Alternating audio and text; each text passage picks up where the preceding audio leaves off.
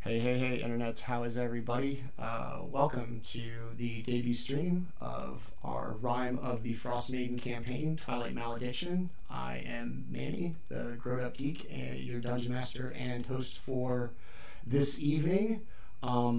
Really excited about this game, been working on it a little while.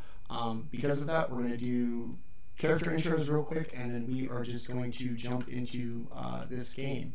So, first of all, thanks for everybody for coming by tonight.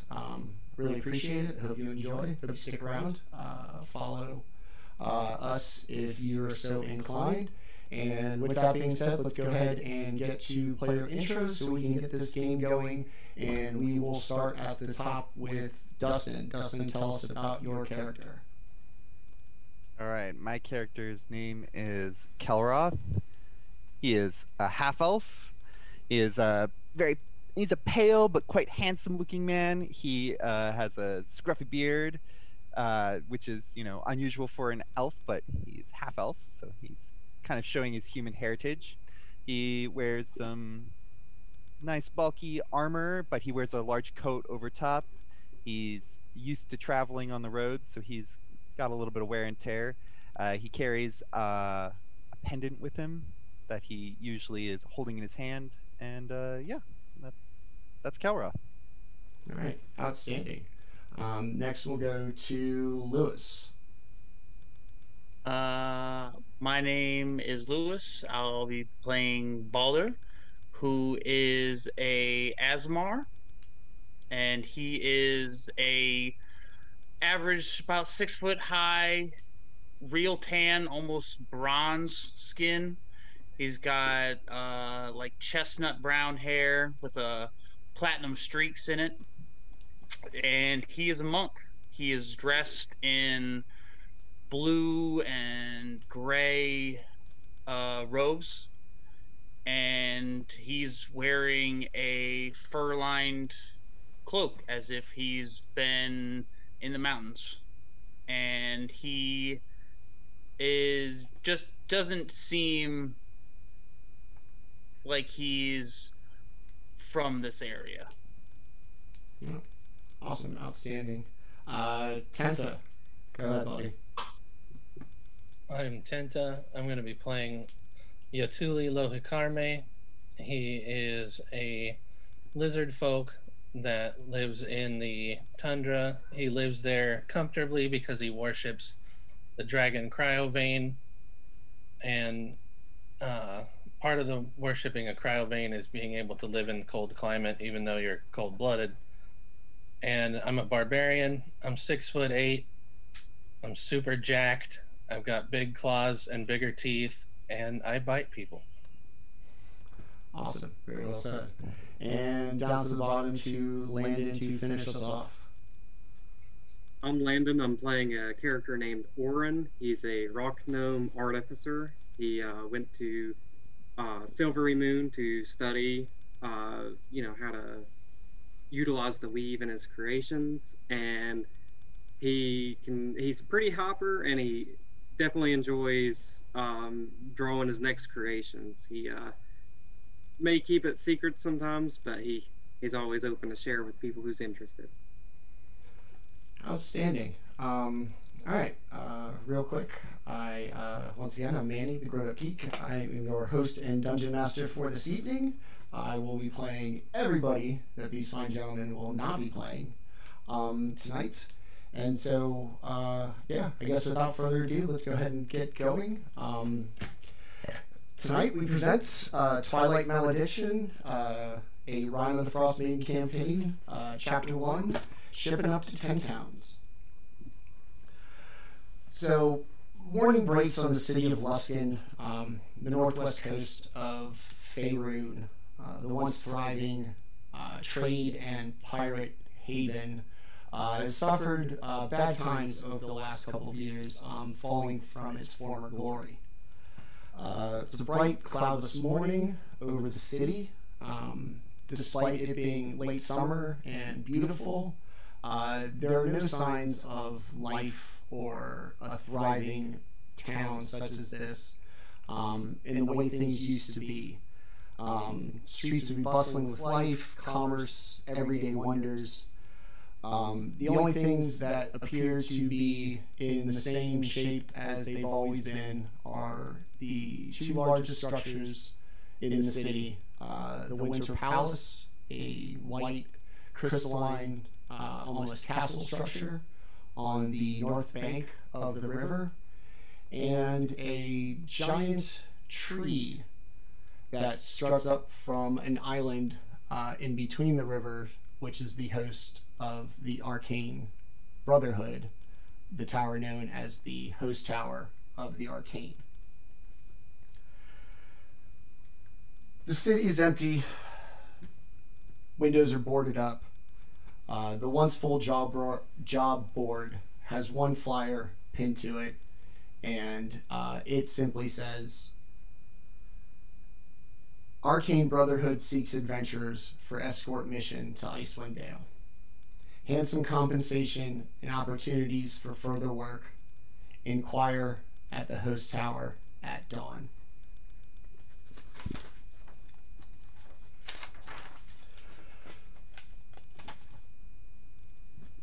From the center of this rocky island, this surreal sight just exists. It's a tree that appears to be 300 feet tall, 150 feet across at its base, with the trunk branching up into multiple kind of towers, if you were. Just a building that could not be made by most man-made abilities. Outside the tower, 4 adventurers await a sign that they may enter. The tower is well known, but what is less known is how someone not of the Brotherhood may enter. So I will turn it over to the characters who are just standing outside this beautiful arcane building on a summer morning, waiting for some sign that they may enter. Orryn is just walking around, pacing back and forth, keeping on looking out for anyone who's approaching.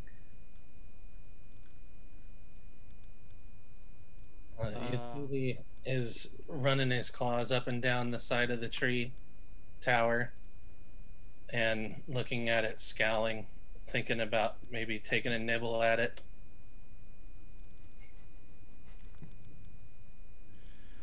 I am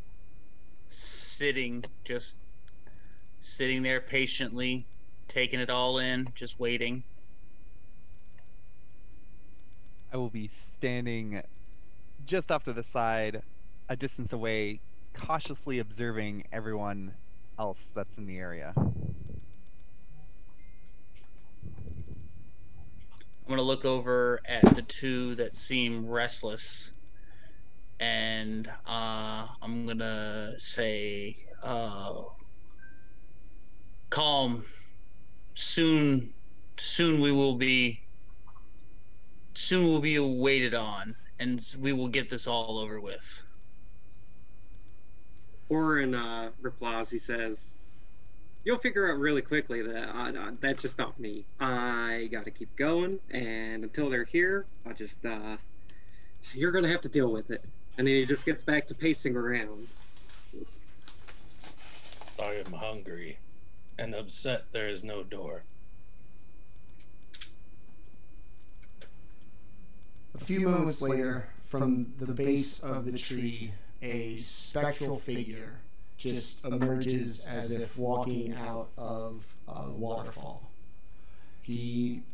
It sort of floats up to you, seems to vacantly appear to look you in the eye, and once it appears satisfied, it moves on to the next one until it's looked into all 4 of your eyes, despite you being able to look right through it and see the tower behind it. And it taps you on your respective shoulders, bends down a little bit to get Orryn, floats up to get Jaatuuli, and simply spins 180 degrees and returns through the base of the tree in the same way that it came out.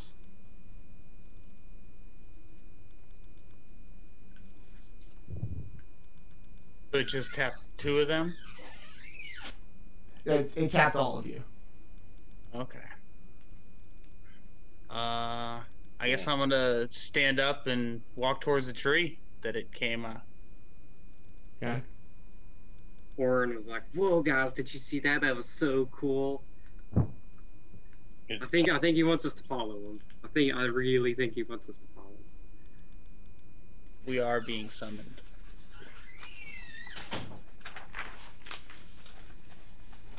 So you guys follow him through the tree? Yeah, Orryn like gets a running head start. He's like, "If he can go through it, I can too." I will wait to see if somebody can go through the tree, and if they do, then I will follow.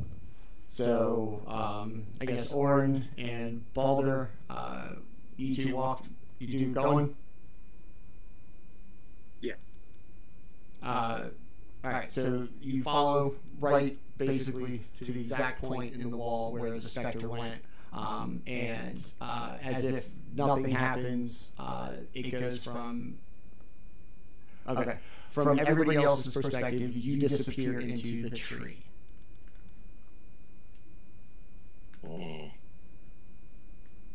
Jaatuuli will walk up kind of zombie armed, like trying to put his hand through. What is this? As you get close enough to actually touch the tree, you don't feel anything tangible. Your arms do kind of go inside of it. No tangible physical effect, no pain, no nothing. Just basically your arms disappear at where you would have touched the tree. Okay, he's standing there with his arms half in, looking up at the tree. I don't know if I should keep going. Orryn like sees his arms kind of like feeling around in the tree, and he just like pulls his finger. Like just like pokes the claw or something. Yeah. I'll poke my head in. Hey, did someone touch my claw? Orryn just points over at Baldr. So Jaatuuli would see with his head poked inside this immaculate atrium of this building that looks like it could not possibly fit in the tree as you saw it from the outside. It's this magnificent combination of natural stone, wood, in metal, in such a fashion that you've never seen before, and that if somebody explained it to you, you would not believe it without actually having seen it.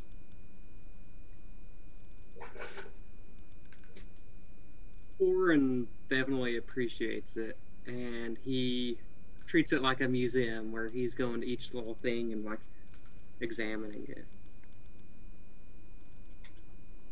I see the quality and craftsmanship that it took to put all this together and be the way that it is, and I just seem to show reverence as I look around and just take it all in. Just really impressed with how this so-called arcane brotherhood operates. Jaatuuli, you committed to coming in? Yeah. I as I see everyone disappear into the tree, I will also follow, tailing behind. So, like I said, you stand in this thing that could basically only really be described as like an atrium. The ceilings have to be 100 feet. There are trees. There is a giant fountain in the middle that upon closer inspection seems to be tiny water elementals doing a synchronized swimming routine that would make the fountains at the Bellagio look like a sprinkler. The spectral figure that came out and approached you seems to be standing somewhat impatiently further on into the space, and as you all kind of finally enter, it spins again 180 degrees and begins to head towards the back of the space.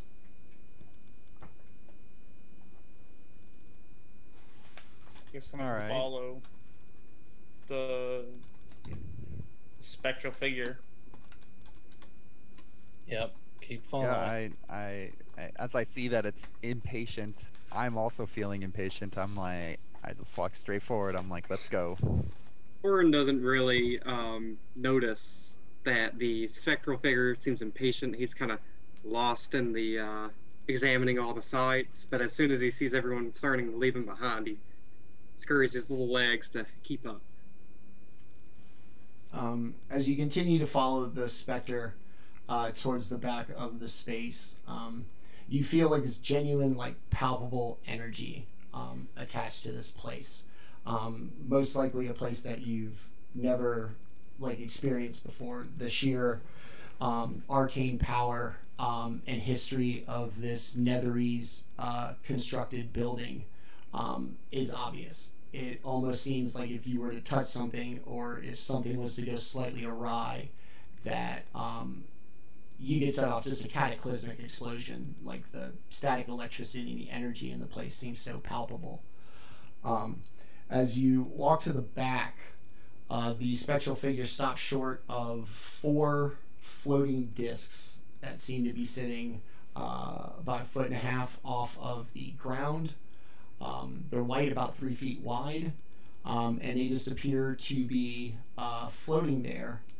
And he kind of steps aside, or it steps aside and gestures, most likely for you to have a seat on the disc.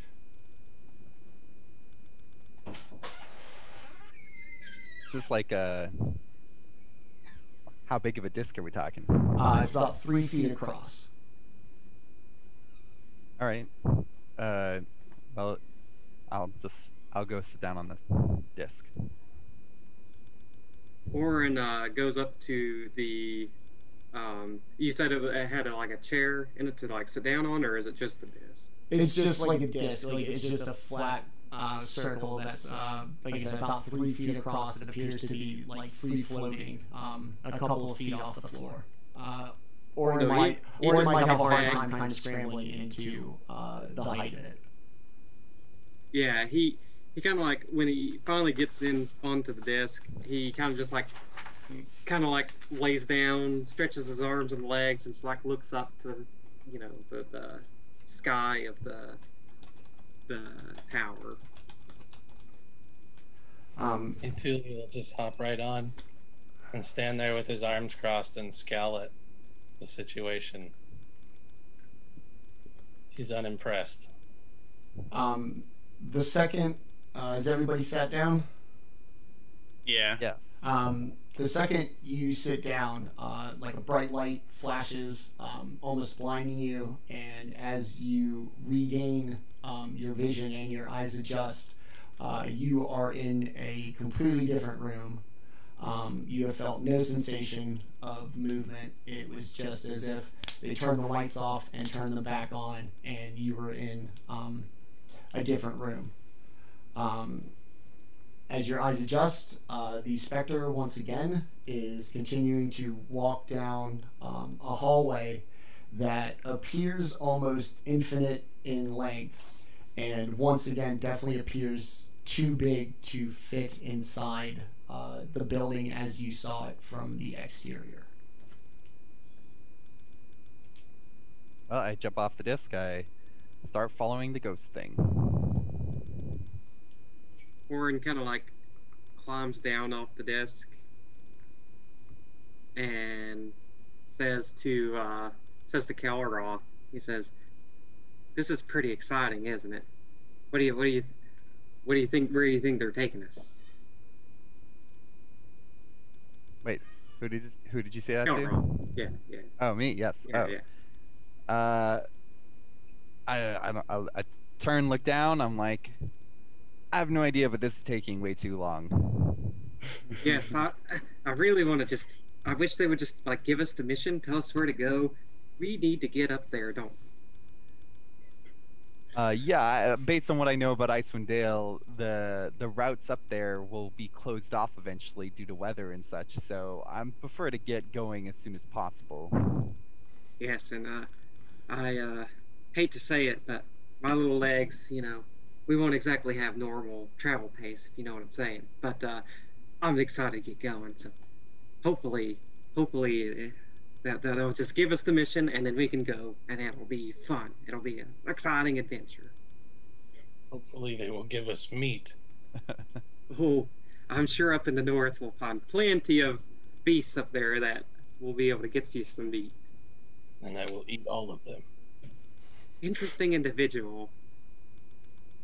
I don't believe I've seen one of your kind before. What is your heritage? I am a lizard folk of the Vori Mountain. The Vori Mountain. Cryovane. I am Orryn of the Silvery Moon College. You are a child. He kind of grins, looking, and he says, "And you are stinky." He takes out a little thing and starts working on it. He doesn't say anything. He just kind of says that and then just like starts working on a little craft as he walks, following the spectral figure. Eventually, the spectral figure comes to a stop and gestures to what appears to be just a black void into the wall. And once again, it motions you to go through, step into the void. I do so. Orryn prances on through. Yeah, I'll follow. Yep, head on through. Alright. As you step through the void, you are overwhelmed by this sensation of falling, and you feel like you cannot breathe. It both seems to last forever and is over in an instant. Once you kind of compose yourself, you are in a large audience chamber with a older half-elf with just beautiful purple and gold robes, commiserate with an archmage of the Arcane Brotherhood.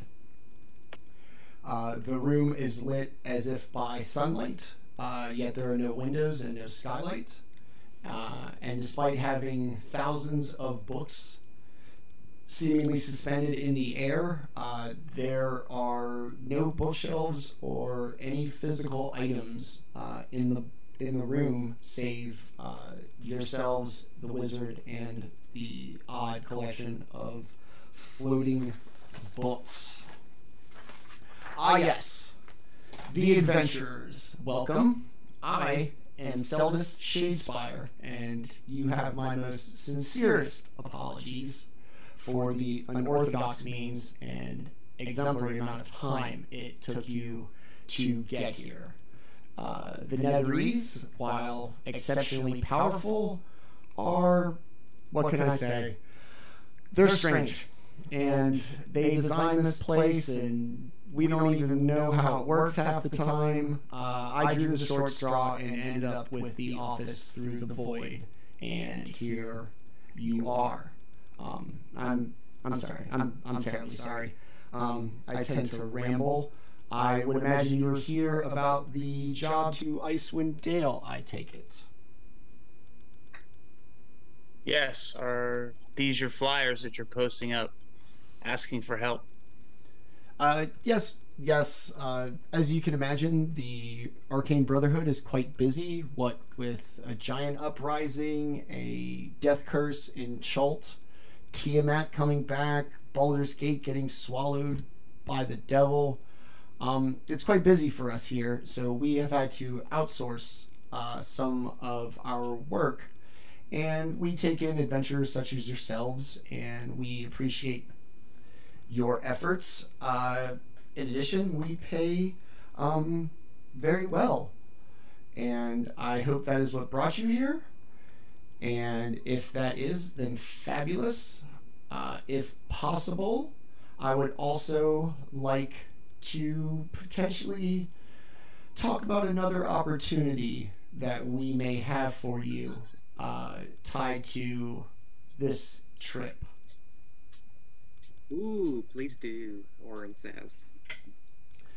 All right, very good. The original flyer is for an escort mission and nothing more. Escort the wagon to Bryn Shander, deliver it to our member, and that would be it. What I would ask as a bonus would be for you to make or remind our contingent up there that they need to make contact with us here. It has been several months since we heard from any of them, and we are becoming concerned that the goings on of Icewind Dale may have taken their lives. Yes, it's a strange thing. I had a friend that went up to Icewind Dale to investigate some rumors up there, and I haven't heard from him either. So it actually works out really well. Definitely help you figure out this mystery. If the kindness of your heart or another motivation doesn't do it, we are willing to pay 2,000 gold pieces for the successful escort of the wagon. Another 2,000 should our members make contact with us. And should you decide to stay and assist our members if they are alive, we would offer the compensation of 10,000 gold, all of the magical items that you may find along the way, as well as the utmost recommendation in anything going further of the Arcane Brotherhood. How does that sound? Orryn's jaw was a little dropped. He hears magic items. He hears a lot of money. For this brief moment, he is just speechless. Your people, how long have you said you haven't heard them in quite some time. How long has it been since you've heard from them? It's been 3 months since we have heard from them, and we begin to feel the worst. However, unlikely is that this curse took the lives of not only an apprentice, a member, and an archmage, but anybody that they may have had help them along the way. We find the odds way too long. Say a curse? Yes, the Icewind Dale region has been suffering a curse for going on 2 years now. There's no light but 4 hours a day. The weather is worse than ever. People are starving. People are fleeing. There is not much hope left in the Dale, and the only ones that can solve it are the masters of the arcane, us, the Arcane Brotherhood. I am familiar with this curse. My village has been dealing with it.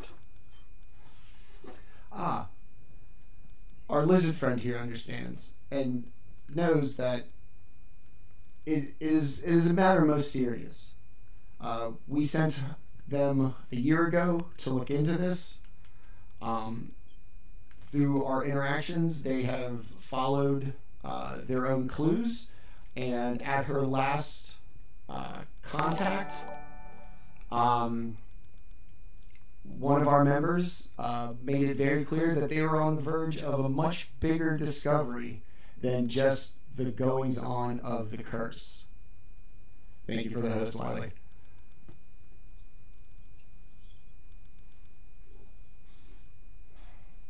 We must stop the curse. I have a couple questions. Yes, of course. What was your name? I'm not sure if you said it. I lost track there. Seldus Shadespire.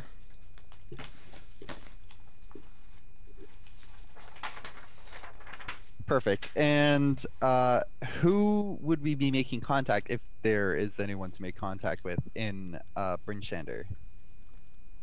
Your delivery contact will be a former bounty hunter of the Flaming Fist named Hlyn Trollbane. Sorry. Flynn?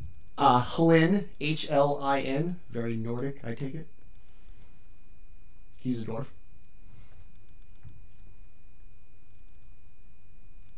All right.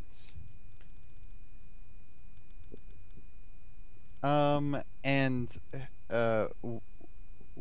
would he have our money? He would have the money for the delivery. Anything beyond that, reestablishing contact with our group and seeing their mission complete, that payment will be handled by the Arcane Brotherhood. All right. How are we getting to Icewind Dale? Are we are we escorting a caravan or like a box? It is a simple wagon with a few supplies requested by our members and our contingent up there. We have a most, shall we say, interesting driver that we have worked with before, who he handles the actual transportation. Is great in a conversation if you're into that kind of thing, but is not good in a fight. And as we view the materials we are sending to our members as valuable, we just have to tolerate him. Who would that be? His name is unfortunately Kessel, which, given where you're going, is a poor choice of names. Okay. Why is that? He shares a name with a wizard of the past that once threatened to destroy Icewind Dale. Oh, pleasant. When would you want us leaving to go on this trip? Ideally, as soon as possible. The conditions going over the spine of the world into Icewind Dale proper seems to be getting worse every day, and we fear any long delay will prevent the wagon from making it back through the mountain should you only decide to deliver the supplies. Perfect. Well then, we should probably get this going then, because I'm ready. Will we be able to get a little bit of money now to possibly buy some supplies for this trip? You know, trip to Icewind Dale is difficult. The Arcane Brotherhood, in its benevolence, sees you as fully independent contractors. As such, we are capable of equipping you through either directly with what we have here in our vast resources, or should you desire, we could give you something insignificant as money and you could do it yourselves. I won't speak for everybody, but either or works for me. I just want to make sure we have the things we need to get there. Yes. Your health and well-being is paramount to our desires here at the Arcane Brotherhood. It's not a good look as we try to overcome our negative portrayal of always being the cause of magical problems in Faerun, that we've decided to turn over a new leaf and take care of our employees and subcontractors as if they were our own family. Disturbing. All right. Well, does anyone else have any questions? No, I think we should head out as soon as we get equipped. I think it'll be exciting, and we definitely don't want the weather stopping. Just one last thing before I'm finished. You said the person we're delivering to, Hiln Trollsbane, is a former bounty hunter? Yes. He retired to a much more peaceful life in Bryn Shander. However, I believe his law enforcement and bounty hunting ties run deep, that I would be shocked if he wasn't aware of things happening in Bryn Shander, if not all of 10 towns. Sounds like a well-connected man. We will swap stories of the hunt. All right, very well. If you will just walk through the ring of fire, and in the corner of the room, a gigantic ring of just blazing hot fire appears. If you will step through the ring of fire, I will get you down to the stable. I believe he is in stall 94. And if he's not there, he's probably raiding a supply closet. It's up to you what you do. I cannot stand him. But best of luck. And he gestures towards the ring of fire. I guess I'm going to move towards it and jump through. You said it was off the ground? Yeah. Right. A couple inches. Like a... Yeah, well, I'll jump into it and, you know, put a little chutzpah in it. I walk towards it. I reach out my hand. I go, ah! And then I'm like, no, I was just kidding. As you all kind of jump through, he thanks you for your service to the Arcane Brotherhood. Good luck. We anticipate hearing from our membership as well as yourselves, and we hope that we will be able to pass along compensation as soon as possible. As you pass through the flaming ring with no ill effects or physical marks other than the slight sensation of a smell of smoke to you, you find yourself in what appears to be a stable. A lot of wooden walls, straw on the floor, and what appears to be enchanted brooms and buckets of water marching up and down the large aisles between each of the stalls. From the side, you hear somebody scream, "I know it's you, Kessel," as this little dwarf comes limping by you with a big armful of stuff, turns right and ducks out from the stable into the open air of the grounds of the Arcane Tower. And this is who we were supposed to be looking for, the one that just walked by us? It's Was he shouting Kessel? somebody else was shouting at him as he ran through with, like I said, an armful of supplies. Well, he said something about a supply closet, so that might be our guy. Looks like it. Let's go take a look. See, I follow wherever he went. You go outside, and there's a little trodden path, mostly distinguishable by the limp and the leg that he has to drag a little bit. And around the corner, you find a dwarf with an armful of coats, like really fur-lined coats, and like a duffel bag around his back, breathing really heavy, doesn't seem too concerned about you being there, despite him having all this stuff in his hands.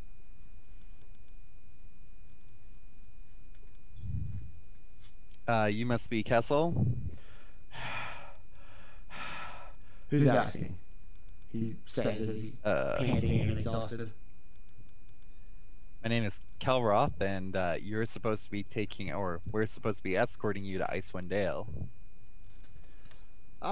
You're the adventurers that they found, huh? And he kind of looks you all over,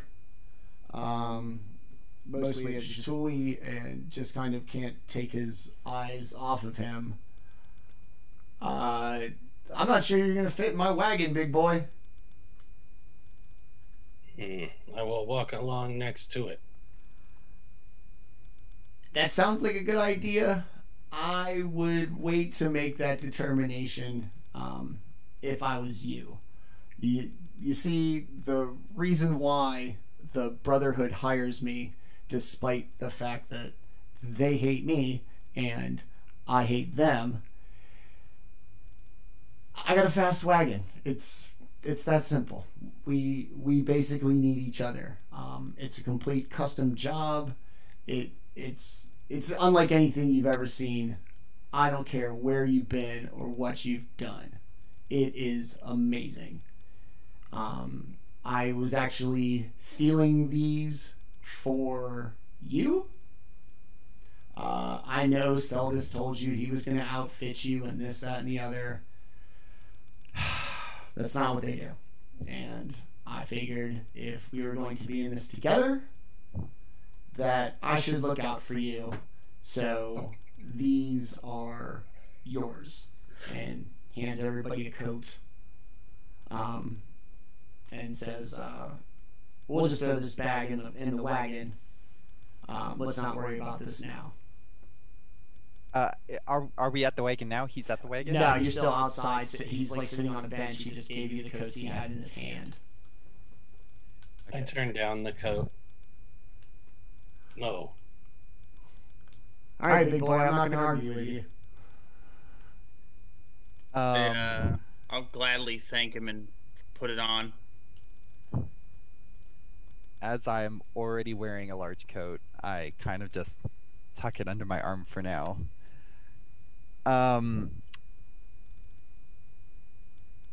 When will you be ready to go? I can be ready now. I'm going to be honest with you. I hate this place. I need the money. I can't get it until I get you there. If you are ready to go, let's go. Now, when you said your wagon is fast, do you mean like it's magically fast? It's mechanically fast? What's going on with your wagon? I've met a few wizards in my day. I will also admit this was not my wagon. It is my wagon now. So just trust me, kid. You'll be impressed. I am sensing a theme here, but that's okay. As long as you don't touch my stuff, we will be fine. Very well. If you're ready to go, then then let us go. I turn to everyone else. I'm like, I don't know how you guys are doing, but I'm ready to go. Orryn just runs up and like puts his hands on the thing and like climbs up the side of the wagon to get into it, and then he just puts his hands up and he's like, I'm ready. Well, then come on. He kind of hands Jaatuuli the big bag. Hey, big boy, I don't know if you've seen this, but this little limp, I'd really appreciate it if you could carry this for me.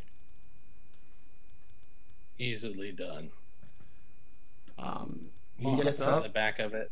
How big is this wagon? Like, what's the wagon look like?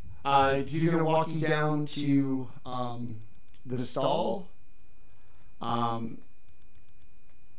in the stall with the number 94 on it, you see a wagon that looks like it is barely hanging on. It has a weird mix of both wheels and skis, as if it's adapted to both road and snow travel. All of the fixtures and bolts and everything appear to be rusted. The wood appears to be rotted.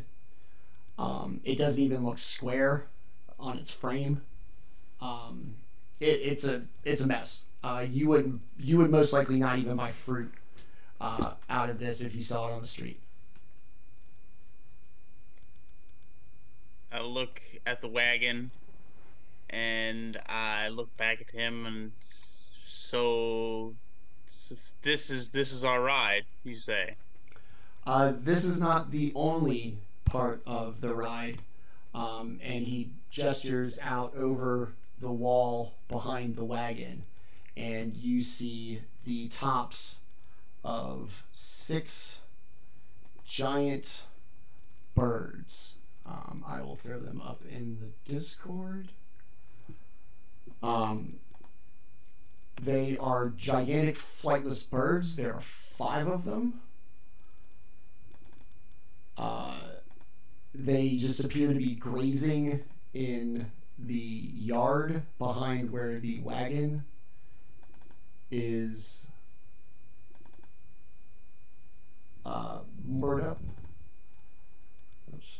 And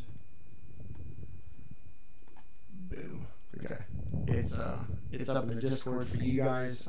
For those watching on stream, it'll be up on the little info window we have.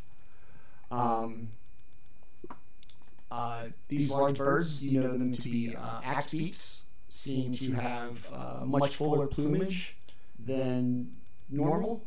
They appear to be exponentially bigger than any flightless bird you've ever seen. And they just seem to be happily, merrily grazing around in the yard. And Kessler goes, that's the real power of this wagon. Are these like something that's natural ice? I guess I wouldn't know that, but are these something like that I've ever seen before? Are they in not Icewind Dale areas? They're common birds. The only thing uncommon about them in this situation is just how large they are. You would see them as anybody who would know what an ostrich is. This would be like the Forgotten Realms equivalent of an ostrich. It's just the biggest ostrich you've ever seen. All right. So Orryn asks, he says, how did you breed them to be so large? There's a lot of secrets to what I do, kid. If everybody, is ready though, let me get the girls hitched up, and we will be moving along.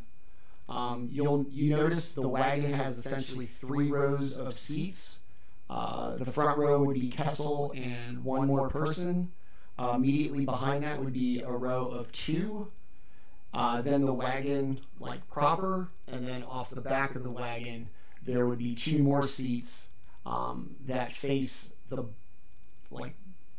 backwards with a rail in front of them to keep them from falling. I'll take the back seat and hop in there and kind of take up both of them and stuff my tail down under the other chair. I'll sit next to Kessel. I'll take the seat behind him. And Orryn will just hop in and squeeze in wherever he can. There's going to be somewhere he can fit in. Is the middle part of the wagon like covered, or is it like open? It is like a flat bed, and you notice 5 or 6 like tangible, oddly shaped things underneath it. It is currently covered with a tarp. Okay. How big are the objects? They under the appear tarp? to be like, is this like a chest, or is it like several boxes. They're all box shaped, different sizes, and relative dimensions to each other. Right. They're under, like I said, a tarp, and you notice, Kelroth, under your seat in the front, that there seems to be a storage compartment, basically under the actual seat part of where you are sitting. Oh, like the seat has Like a it storage. it would lift up and like Okay. right under where Okay. your butt is. Yeah. So Kessel kind of swings the paddock door open, grabs the axe beaks, and hitches them up one by one. And make sure I get everybody. While he's doing the work, I'm just gonna ask him. Just because I'm never traveled to Icewind Dale, how long does this trip take with your large birds? Typically, it takes 12 days from here. I can get you to Hundlestone in 2, and to Bryn Shander in 3 after that. Okay, that's a trip and a half. You are quite the driver. It's It not makes just. such a daunting journey. Let's just say I've got some things to handle up there as well. We'll get into that. He finishes kind of getting his axe beaks hitched up, similar to how I guess you'd hitch up a dog sled, and kind of climbs into his seat. Gives him a little whip. The axe beaks in unison spring into motion and begin to move the wagon. You cross into the south bank of Luskin and slowly begin to turn north so that you would exit out the northern gate. Despite it being a little bit later than the early morning, there doesn't seem to be much more life in the city. It's probably 11:30 in the morning. No lunch crowd, no fishing vessels, no big vessels that come into town. Save for one kind of large pirate ship that you don't recall having seen in the dock before entering the Arcane Tower. The dock was empty, and one ship is genuinely noticeable. Is there any discernible flags or anything like that that's noticeable, like as we go by, or that we can see that would set it apart? There don't appear to be any markings. The boat looks like it's in bad shape, not in the same kind of bad shape as Kessel's wagon appears to be. But for a pirate haven, it's not one of the nicer ships that you would expect at a pirate haven.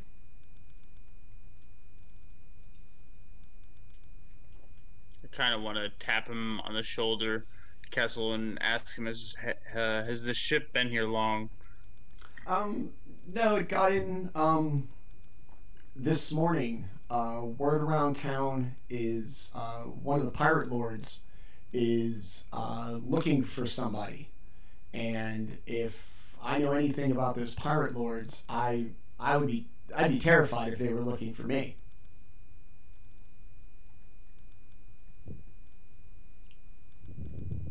So there's nothing you know of this ship. It is new to you, as you say. It is new to me. I'm a man of the world. I don't stay in one place too long. But my little birds that not these birds, but my little birds have told me that it's a pirate lord looking for a thief. I believe.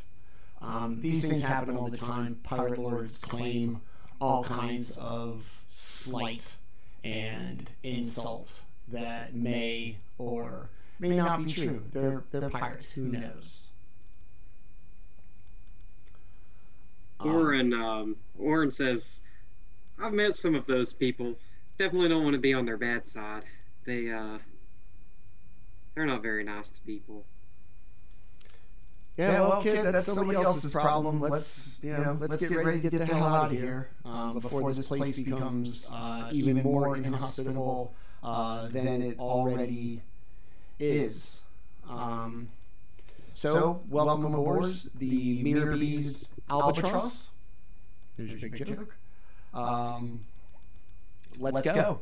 And as you kind of make your way by wagon, for all of his bluster and his bravado, it does not seem any faster or anything magical about it other than just the birds that you wonder if Kessel is basically full of shit.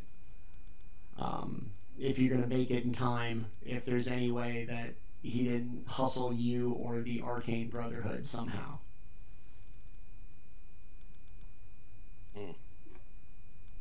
I have a question for Kessel. I'm sitting next to him, so I'm a little uncomfortably close in this little wagon. But I turn over to him and I go, "I have a question. It's probably something I should have asked beforehand. Would have been smart. But what kind of dangers would we expect on this trip? You know, like are there like how often does your wagon get attacked? They have to run away from something, or such and such." It's probably mostly the Icewind Dale part that you were here for. The northern means on which we're traveling is not as traveled as it used to be.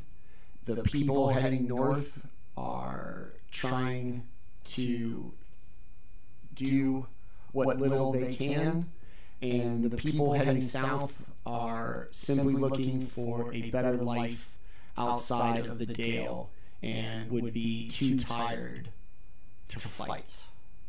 Now, it doesn't mean we won't see any traffic, but bandits are not what I'm worried about for this delivery. It's the weather and how we get through the last mountain pass before Bryn Shander. I'm gonna lean in close, kind of like whisper to him. I'm gonna be like, "Do you know what we're delivering here? What's in these boxes?" I don't ask these questions. I know who they're going to, and for all I know, it might be a box of frogs and God knows what else. Valyn Harple, those crazy Harples, she doesn't much care for her bosses and is very likely to have ordered all of this stuff just to make them jump through some hoops for her own entertainment. Sorry, what was the name? Valyn Harple, like of the Harple family. Between her, that tiefling apprentice, and that former Red Wizard of Thay, it absolutely could be anything.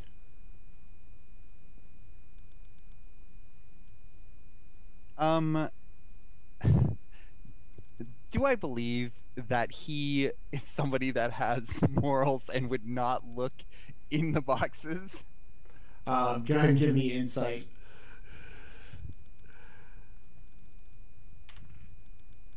Uh, 18.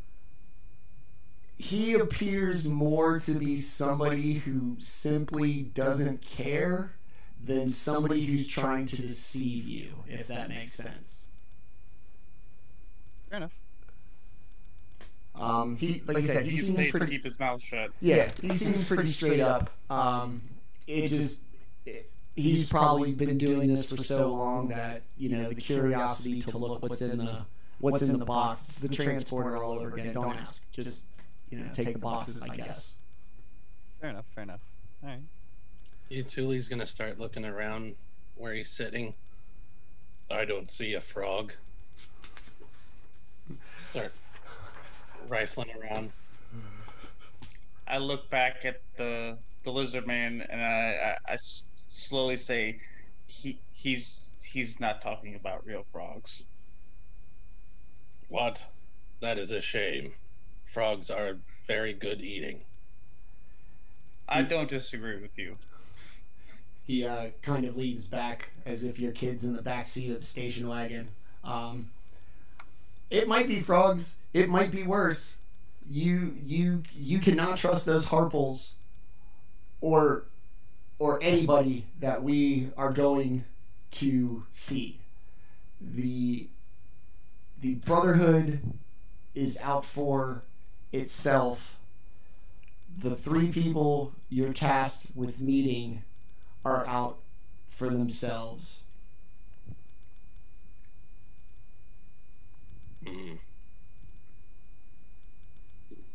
Selfishness. I did hear in my travels in Silvery Moon that there is a far-off country in the east where they eat the legs of frogs. That's just a little fact for you right there. We'll have to try it if we see any. Lice with the legs. That's where the most of the meat is. Have you never eaten a frog, Jaatuuli? I've eaten many frogs. Whole. And you know, Yeah.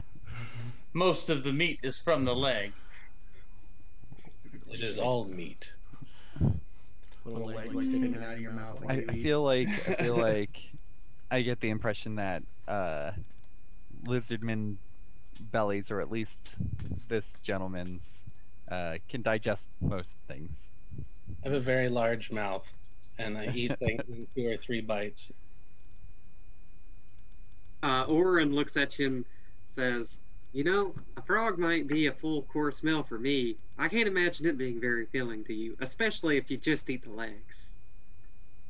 Yes, why stop at the legs? So, we'll make a deal. We'll find you some sort of like big bullywog or something, and we can just stick with the frogs, or at least I can. The frog legs." I will eat that. You begin to kind of leave, the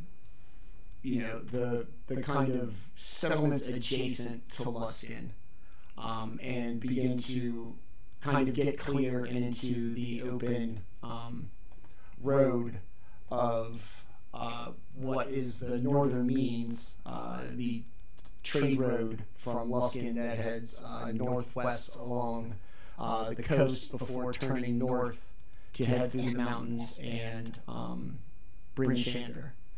The coast will be on your, everybody who's looking forward, on your left. The skies appear to be gray, there's a breeze, and even despite having only traveled a few hours, it feels noticeably colder than where you were. Could be the exposure to the water later in the day, the slight change of elevation, but it's definitely probably colder. Kessel kind of stands up and kind of looks forward around, stands up on his chair and looks around, looks back. All right. Well, I figure it's about time everybody sees what I'm talking about, so I don't appear to just be some crazy little dwarf with his great story about how fast his sled is. So I would advise everybody to hang on. And he kind of rubs the front of the sled, says, "Girls, let's do our thing." And the sled snaps at an acceleration that knocks everybody back in there against the seat backs of their chairs. And I need everybody to make an acrobatics check, please.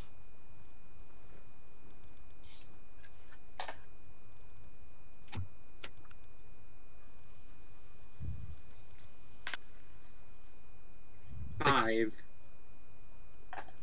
Also 5. That is 22. Wow, the monk passes acrobatics check. I'm shocked. I know. Who'd have thunk? Orryn was definitely not ready. So Kelroth 5, Orryn 5, Jaatuuli 16. 16. So at the sudden acceleration of the wagon, Kelroth and Orryn are going to spill off of the side to a slight chuckle of Kessel, but he quickly stops the wagon and doesn't make you follow him. Sorry about that. That's on me, he says, slightly chuckling. I should have warned you, but I also felt like even if I had, you wouldn't have believed me. So you said we were like off the side of the wagon? Yeah, just kind of like you would, like if you fell out of a Jeep, I guess. So I just imagine it's snowy, right? It's more muddy. It's still summer for everywhere else outside of Icewind Dale. The curse doesn't necessarily stop at the mountain, like the visible part of it, but it's still got, I guess, kind of an aura that spreads into some of the surrounding areas, enough for it to cause like weather issues. Part of the curse is like there's no sun, right? Like that, like. Yes. Is that visible from where we are? Can we see that? With the spine of the world mountains on your right-hand side, they are so large, but also a good distance away, that just on the other side of them, it appears as like a really dark storm cloud. It's about midday, so it just seems gray. It's like I said, like you would see in a really bad summer storm, like how the sky can be blue on one side and noticeably like almost super dark gray on the other.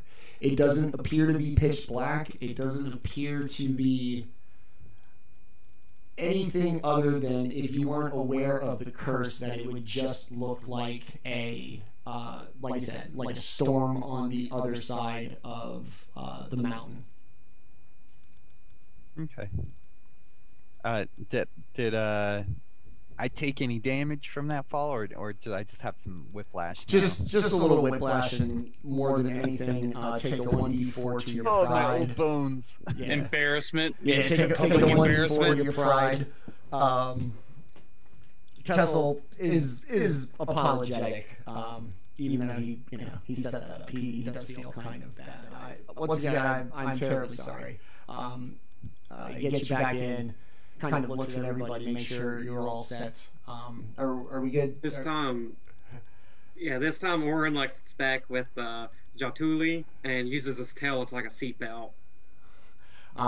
So he Good idea. he's more gentle with the gas this time, but within a couple moments, you find yourself moving at a speed you just could not believe.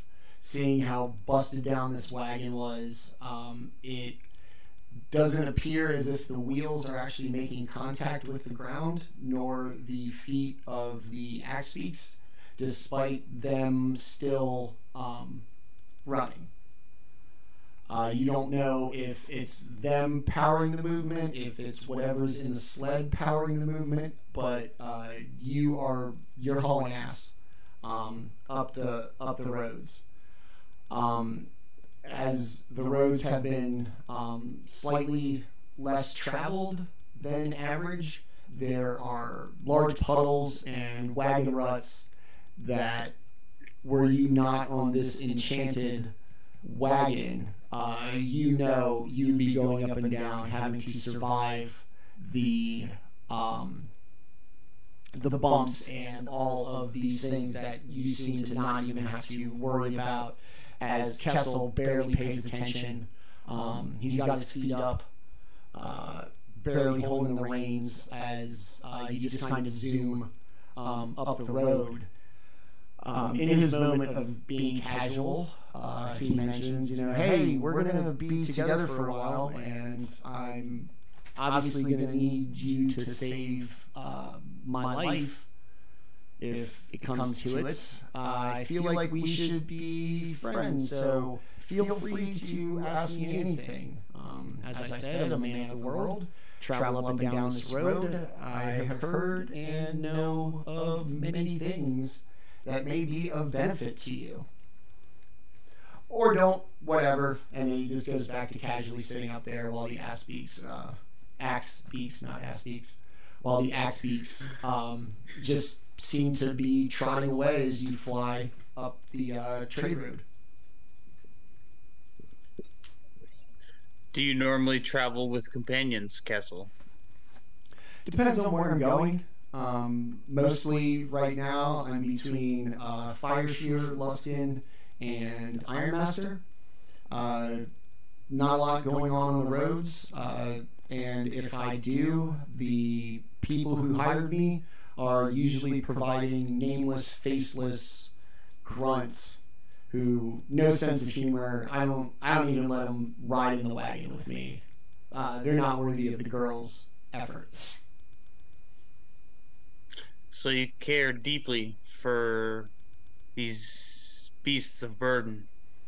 They're my girls. They're my moneymaker, and aside from myself and this wagon, they're all I got.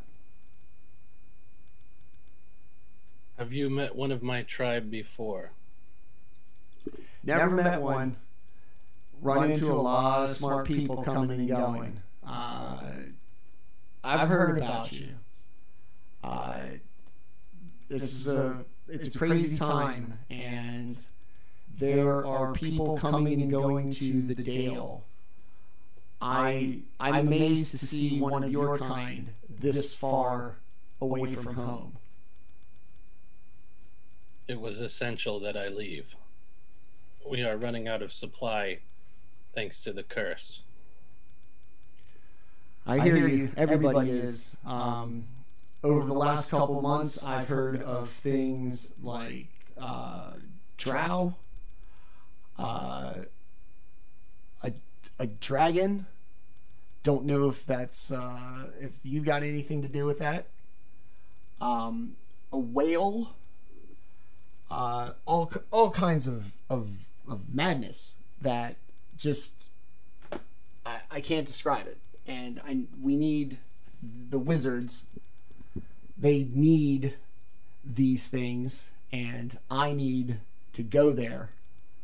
So I'm glad to meet you. I have heard nothing but the most honorable things about your people, and I'm glad that those who speak ill of you turned out to be wrong.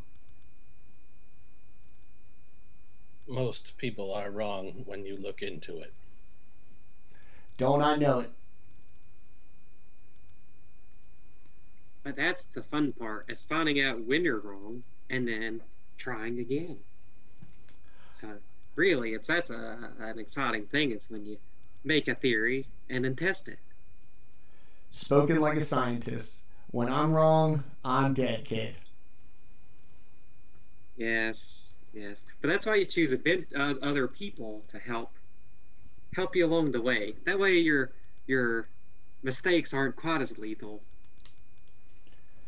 You guys seem like great people. I'm glad we're doing this. And hey, while we're at it, real quick, before we head to Hundlestone, I have to make a quick stop. Shall we say before we get there? And how far away is Hundlestone? It's 2 days. 2 days. Okay. Where on the journey does he intend to stop? Like, it should just be right up here, not too far. It's just going to be down this little trail, and he kind of motions off in the distance, and you do see kind of a cut in the trees off the main road coming up. And what is down this trail? What's the little pit stop for? If you don't mind me asking. I have to pick something up. I'm gonna go ahead and level with you. I'm being paid by the Arcane Brotherhood to deliver whatever the hell this stuff is, and I am also being paid by somebody else in Tardos to deliver something else that the Arcane Brotherhood need not know about. All right. So you betray your master's trust? Masters is a strong word. I'm sure you met with them. They use the terms independent contractor. I'm going to put emphasis on the independent part. So you hold no allegiance towards this brotherhood. You are just here for pay, just as we are. Just as you are. They came to me. I took their money. I'm going to make sure this job gets done. I'm not going to steal from them. But I'm not going to pass up an opportunity to make some money without them. I'm already making this trip. You guys are already here. And if anybody's bothered for this little favor, as soon as I make my contact in Tardos, I'll cut you guys in for a little bit. This is a pretty handsome little thing I've got to get here. If nobody has any objection, the turn is here. Anybody have a problem if we go make it? Yeah. No, let's just make it quick. Of course. I don't want to be caught in the snow just like you.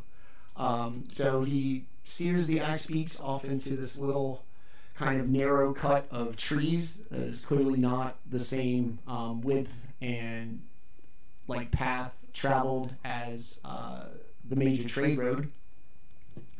And you go a little bit down in the woods. Foliage is pretty thick, can't really see the sun. You notice a broken down wagon on the side of the road coming up, and a large, probably 8-9 foot tall, being cloaked. Can't distinguish any features. It's humanoid. It stands on 2 feet, but like I said, it's probably about 8-9 feet tall, wearing a cloak with its head down.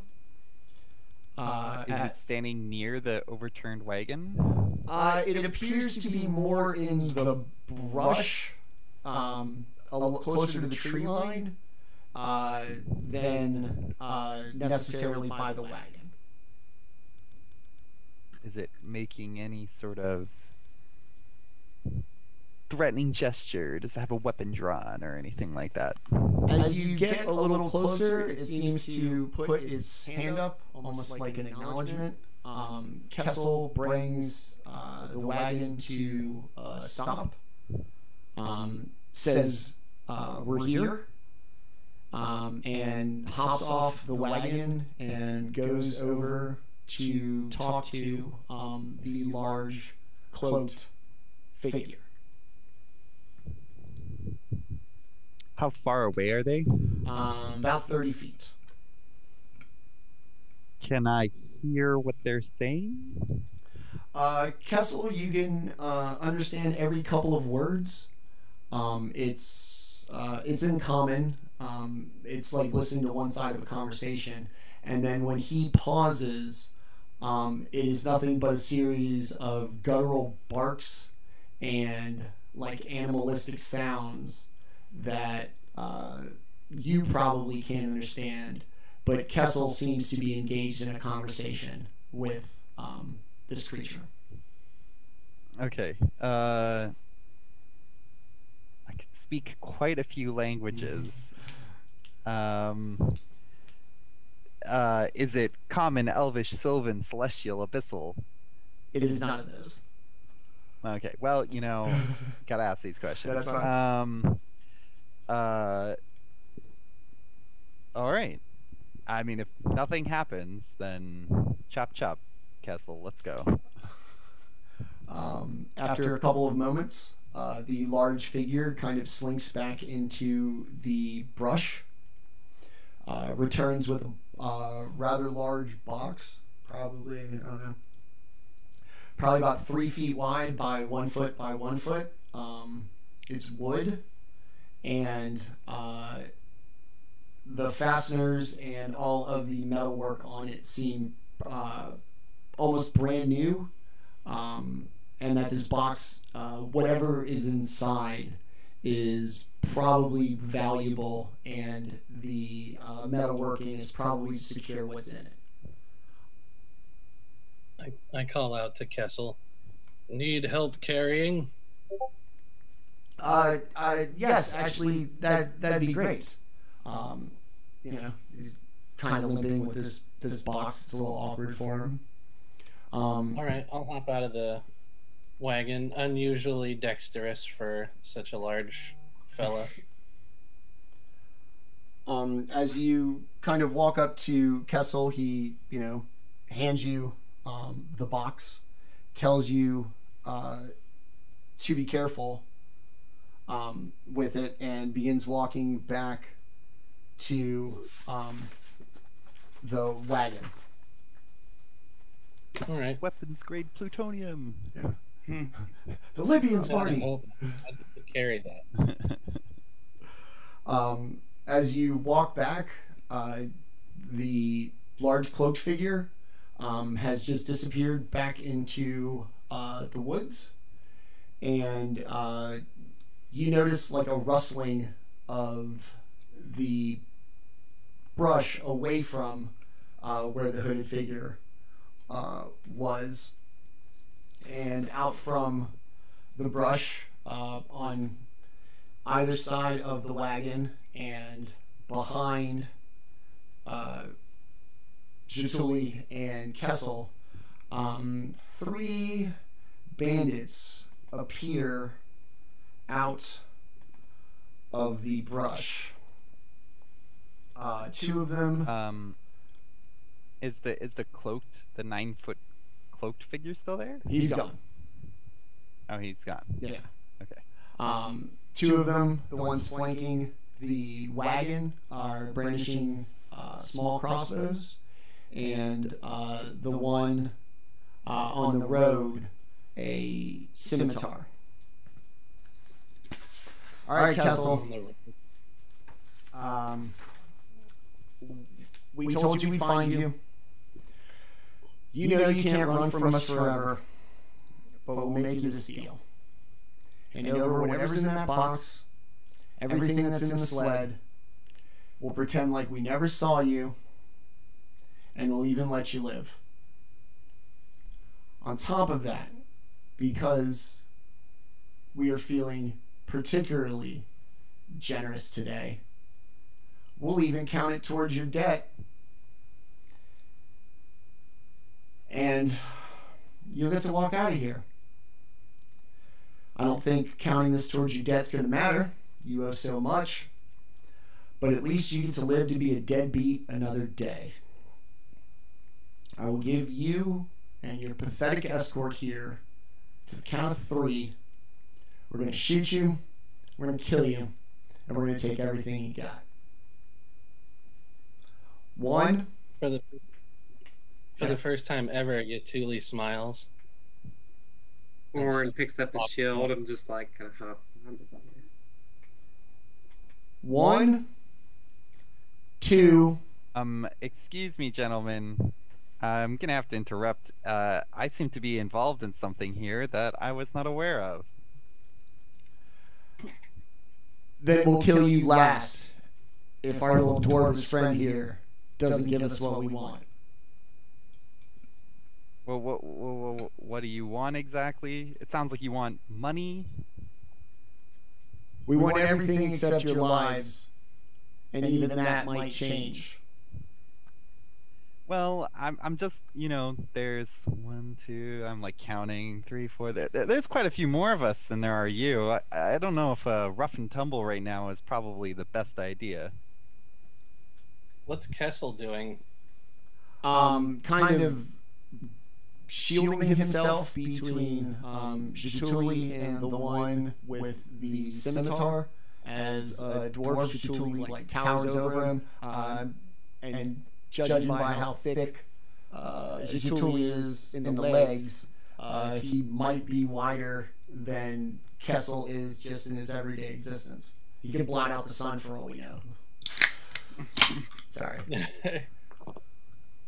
All right. Well, I'll pull my axes off off my back, shunk, crack my neck, and stare at him with like a murderous half smile. Yes. Try. Take what is mine. Do it. Doesn't look like a good idea to me. We'll take what is yours, what is ours, and whatever the hell we damn well please. Everybody roll for initiative. I already did. Oh, damn. Guys, I rolled pretty good. I'm so initiative-y. All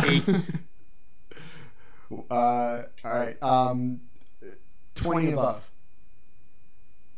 21. Wow. Okay. Plus 3 initiative. 15, 20.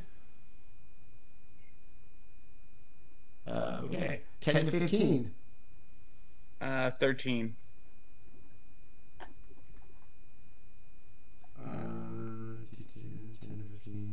5 to 10. Jesus. What'd you guys roll? 3? 8. I rolled an 8.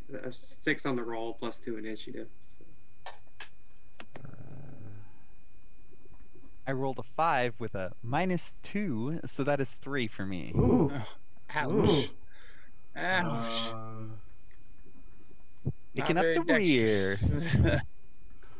Well, I mean, it's probably better that the cleric doesn't go first. All right. So, Tenta being close to the kind of middle of it and acting first, the scimitar-bearing one is probably 20 feet, basically either directly in front of you or behind you, depending on which way you're facing. And then the two on the side of the road would be about 45 feet away in the brush. All right. The guy who's 20 feet in front of me, I'll rush up on him and take a bite at his face. Okay. So what's his AC? Oh my god. It's a crit. Okay, so does I'm not biting even damage joking. and all? Alright, yeah, just okay. So How do you Natural 20. how do you guys want to do it? Do you want to roll twice or do you want to like double damage? It's Double damage is just it's easier. okay. Feels better. All right, yeah. So then give me the what was your attack roll? it was The 20. Yeah, crit. sorry, Jesus. Okay, roll for damage. So if I doubled it, then that is 13. Um, I assume we're just doubling the dice, not the modifier. Yeah. yes. Okay, then that's 13 damage. So you, I guess, what, take a running, leaping, vicious, beastly lunge at this bandit? Ever played Killer Instinct and seen Riptor? Okay. I have. All right. So you in a poorly stop motion animation and digitally rendered way, you jump on top of this man, and like literally bite his face off.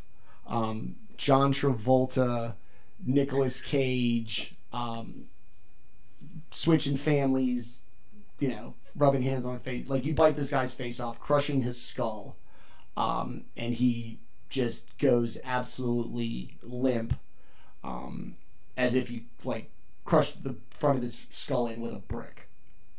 He's very dead. I rip a little chunk off and swallow it down for 3 temporary hit points. Gnarly. God, lizard men are cool. So that bandit is now dead. The one of the ones from the side of the road with the crossbow is going to take a shot at Jaatuuli for seeing what they just did to their boss. And I can't imagine a 6 is going to get it done. No, I dodge it. Okay.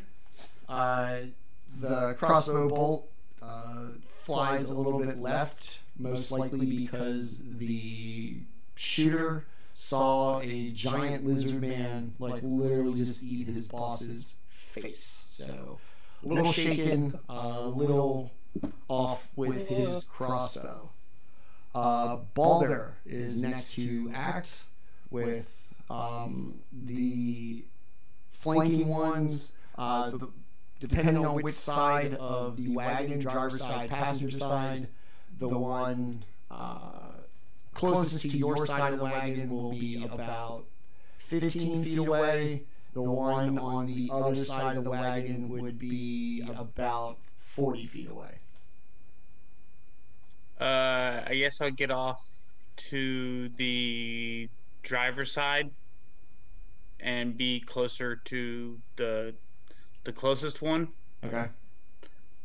And then I just want to move right into his face, and I'm going to say, today was the wrong day to pick your retribution. And I'm going to take a swing at him with my quarterstaff.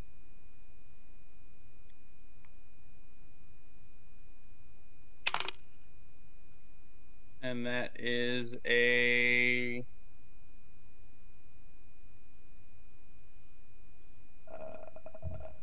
18. Yeah, that's definitely gonna hit. All right.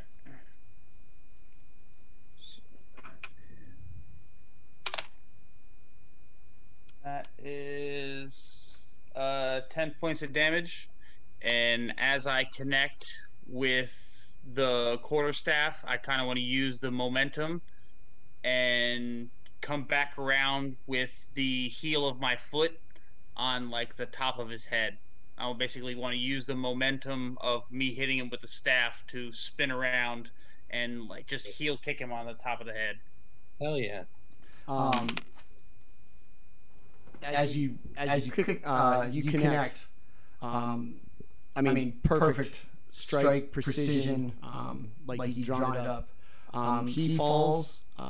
You hear this ominous thud, as if his skull may have fractured when he hit the ground, and his eyes remain open, but they now appear lifeless. then I will just hold my attack and just reach down, just close his eyes for him. He offers no resistance or anything, and it would appear as if he too is dead. The one on the far side is going to take a shot at Baldr, having watched him kill somebody. Is 14 hit? No. Having seen this insane display of a lizard man biting one dude and a monk knocking the legs out from underneath, the bandit, clearly shaken, takes a futile shot, misses terribly, throws down the crossbow, and begins to beg for mercy. I didn't want to do it. This was all his idea. I don't even care if he owes money. Just let me go. Let me go, please.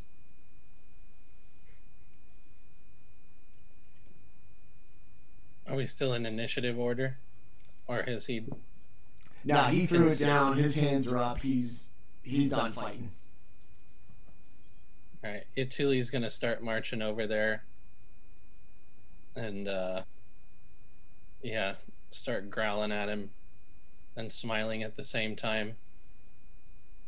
He's I'm got gonna look. axes out. I want to look towards Kessel and just ask him, was this what they were looking for today? They were looking for me. If you find me, chances are I've got something you can sell. What can I say? I owe some money. Like, it's not my fault. I took a job. I dumped the cargo before it got to its destination, and now the client that hired me feels like I owe him. But if I didn't get rid of it, I would have been dead, and I couldn't deliver anything for them ever again. And because they're short-sighted, they don't understand that. They just want this money that I don't have. And that's why I took this job, and why we're escorting this box here to where it has to go. I walk over to Jaatuuli, and I'm like, all right, I guess, and I reach down and I take the weapon away from the bandit, and I'm like, I think he's learned his lesson. Run along now. Goodbye. Oh, I absolutely have. Away. He kind of gets up and looks just to make sure that nobody's going to hit him when he turns around, and he runs off into... As he turns around, I reach for him. And what, like snatch him at the back of the collar? Yeah. And drag him back towards me. Oh my God! Please don't kill me. It's just a job. It's just a job. Go, please. I won't tell anybody I saw you. I won't tell anybody what happens. I kind of look at my friends here. I think we should not kill somebody begging for mercy, even if he is scum. That is precisely why we kill him. He is weak. Well, for mercy, I will. Orryn says, remember what we talked about in the car? People make mistakes. They shouldn't always be lethal. It's part of the learning experience.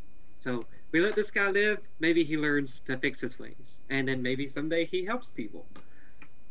While you guys are dealing with the bandit, Kessel's loading the box into the storage compartment under his seat, and says, kill him, don't kill him.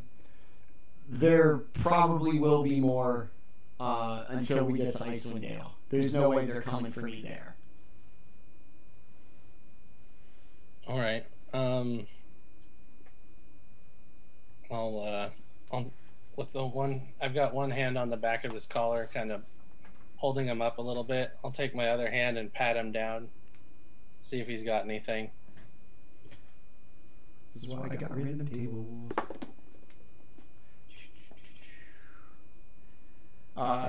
In his pockets, as you shake him, you notice like a distinct jingling sound of a coin purse in like his left kind of jacket pocket. All right. Without taking it out of the jacket, I'll just rip it out of the jacket. This is mine now, and I'll let go of him. Take it. Just let me go. The other guys might have money on them too. It's yours. I don't even want it. I just want to go home. Leave. He gets his feet back on the ground after you pick him up like the Terminator and that little kid, and just bolts directly through the woods. Doesn't try to clear like branches out of his way or step gingerly. The man is clearly terrified and just runs off into the woods. And you hear the sounds of breaking branches and everything, just continually getting further away from you until they kind of fade. I'll take what's remains of his jacket and the coin purse and wipe the blood off my face. Ha ha! I got this, fool. I'll throw it into the wagon. In the coin purse, there will be 14 silver. All right, we'll just distribute it amongst us. Quick question. Is that 14 silver from that one bandit, or is it 14 just from the one? Just the coin purse that Jaatuuli just ripped off of him. I turn to Kessel. I'm like, so that little shindig we just had happen. Are you sure that your large cloaked individual didn't cause that? Seemed pretty well timed. They followed him knowing I was going to be here. Cookie has been a friend of mine forever. He wouldn't turn me in like that. Cookie. Come on, man. I mean, all the clues are there. all the analogy signs are there. Owes me a life debt. Would never turn me in. Oh, I see. Yes, he should probably work on looking over his shoulder. I'm not sure if he's capable of such a thing, but anyways, I hope we don't have to deal with more of your friends before we get to Icewind Dale.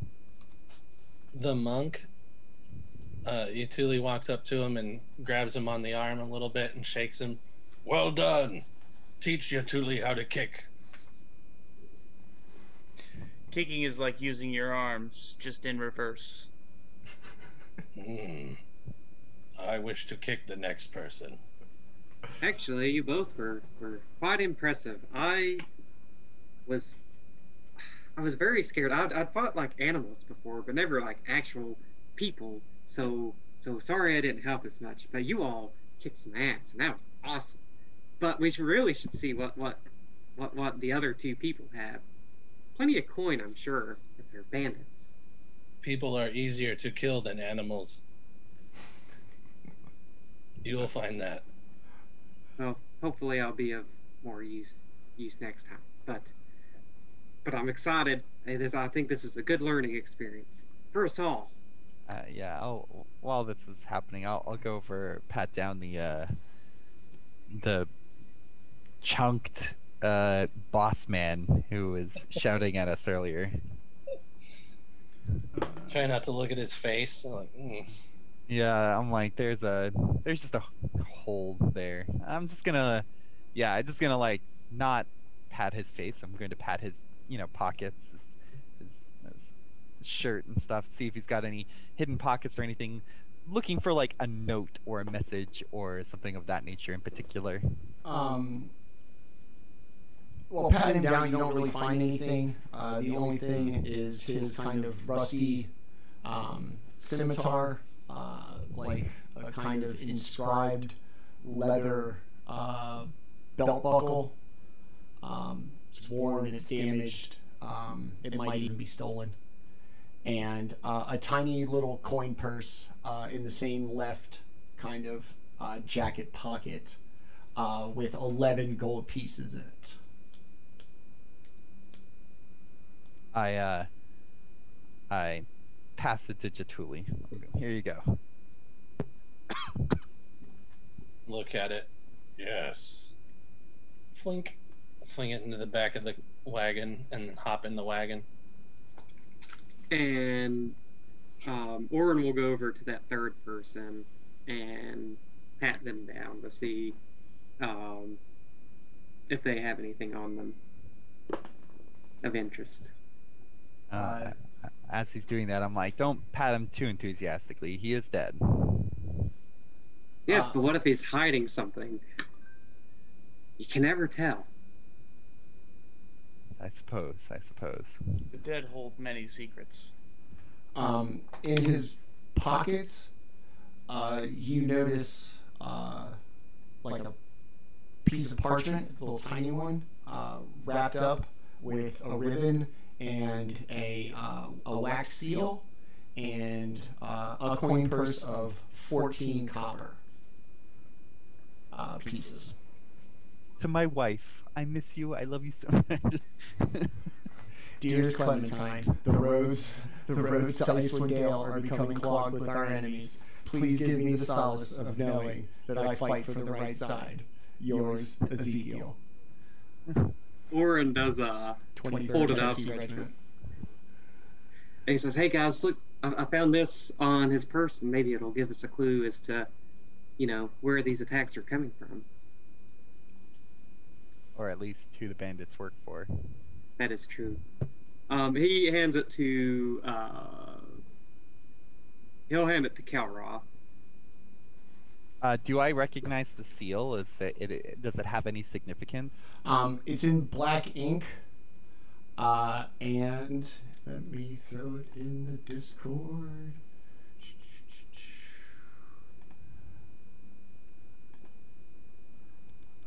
Yes, it. If I just say it outright, it's gonna give it away.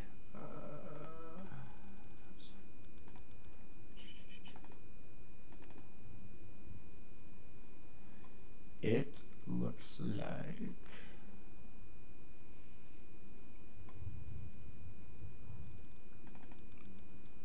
it's a triangle with a fist that's on fire inside of a shield with some heraldry and a helmet at the top. I'll drop it it's in the Discord right now, and I will put it up in the stream, even though it's going to be a while before they get there. So it's a much more... Kelroth recognizes that, of course. Okay. It's more simplified for a wax seal, but if you recognize it or if you know of it, it's going to be quite apparent as to what it is. Yeah, I would.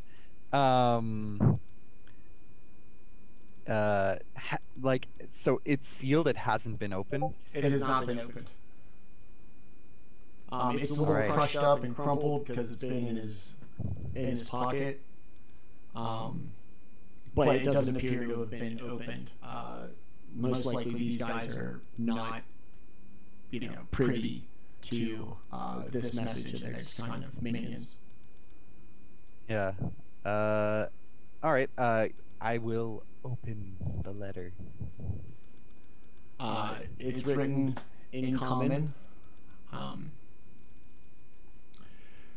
Kessel, it's addressed to him. This is your last chance. We hired you because we heard you were a professional. You sold us out.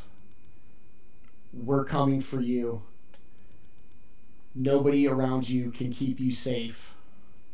If you have found this letter, these are the last words you will hear from the Flaming Fist.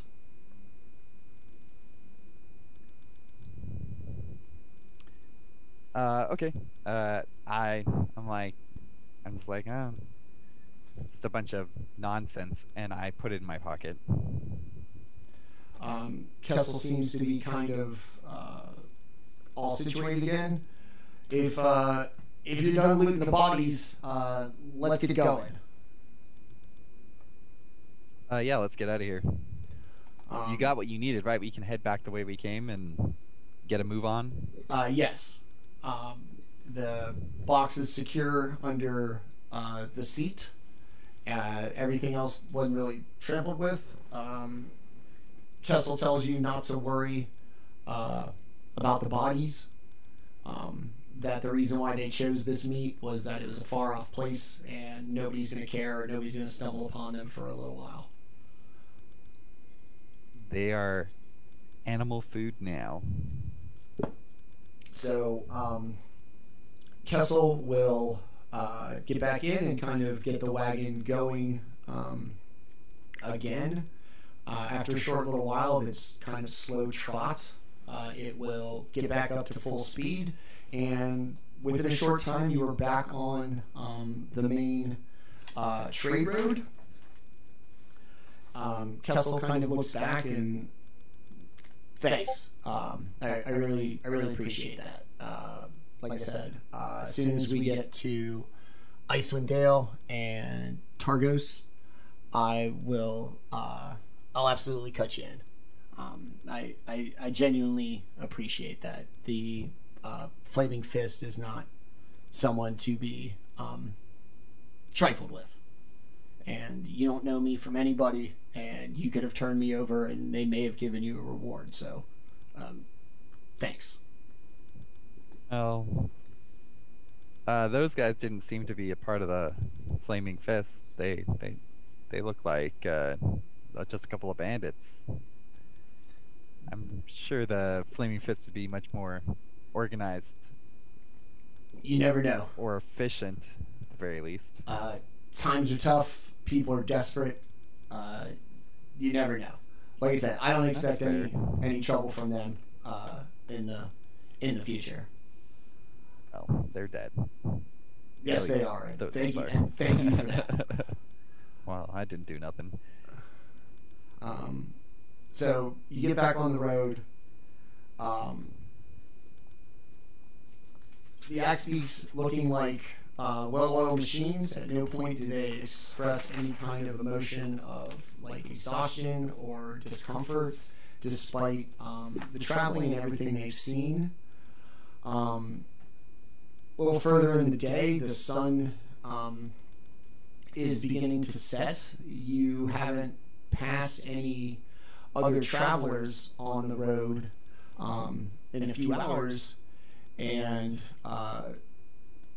coming in the opposite direction from you, you notice what appears to be something of kind of a large caravan, 10, 12 mounted riders, and a large wagon that from where you sit right now you cannot see what's inside, but it appears to be drawn by 4 horses and appears to be about 12 feet high.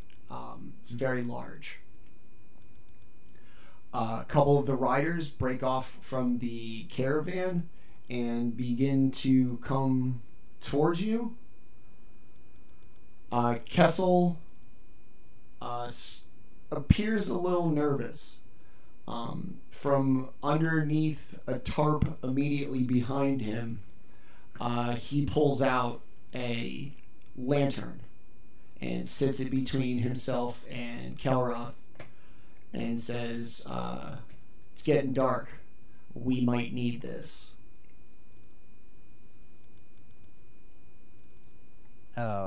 Any particular reason? Is there something we should be concerned about?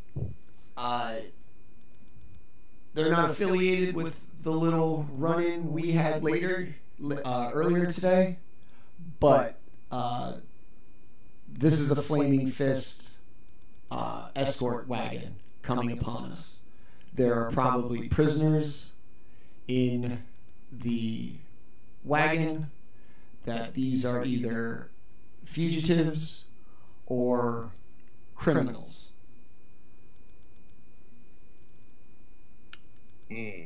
Interesting.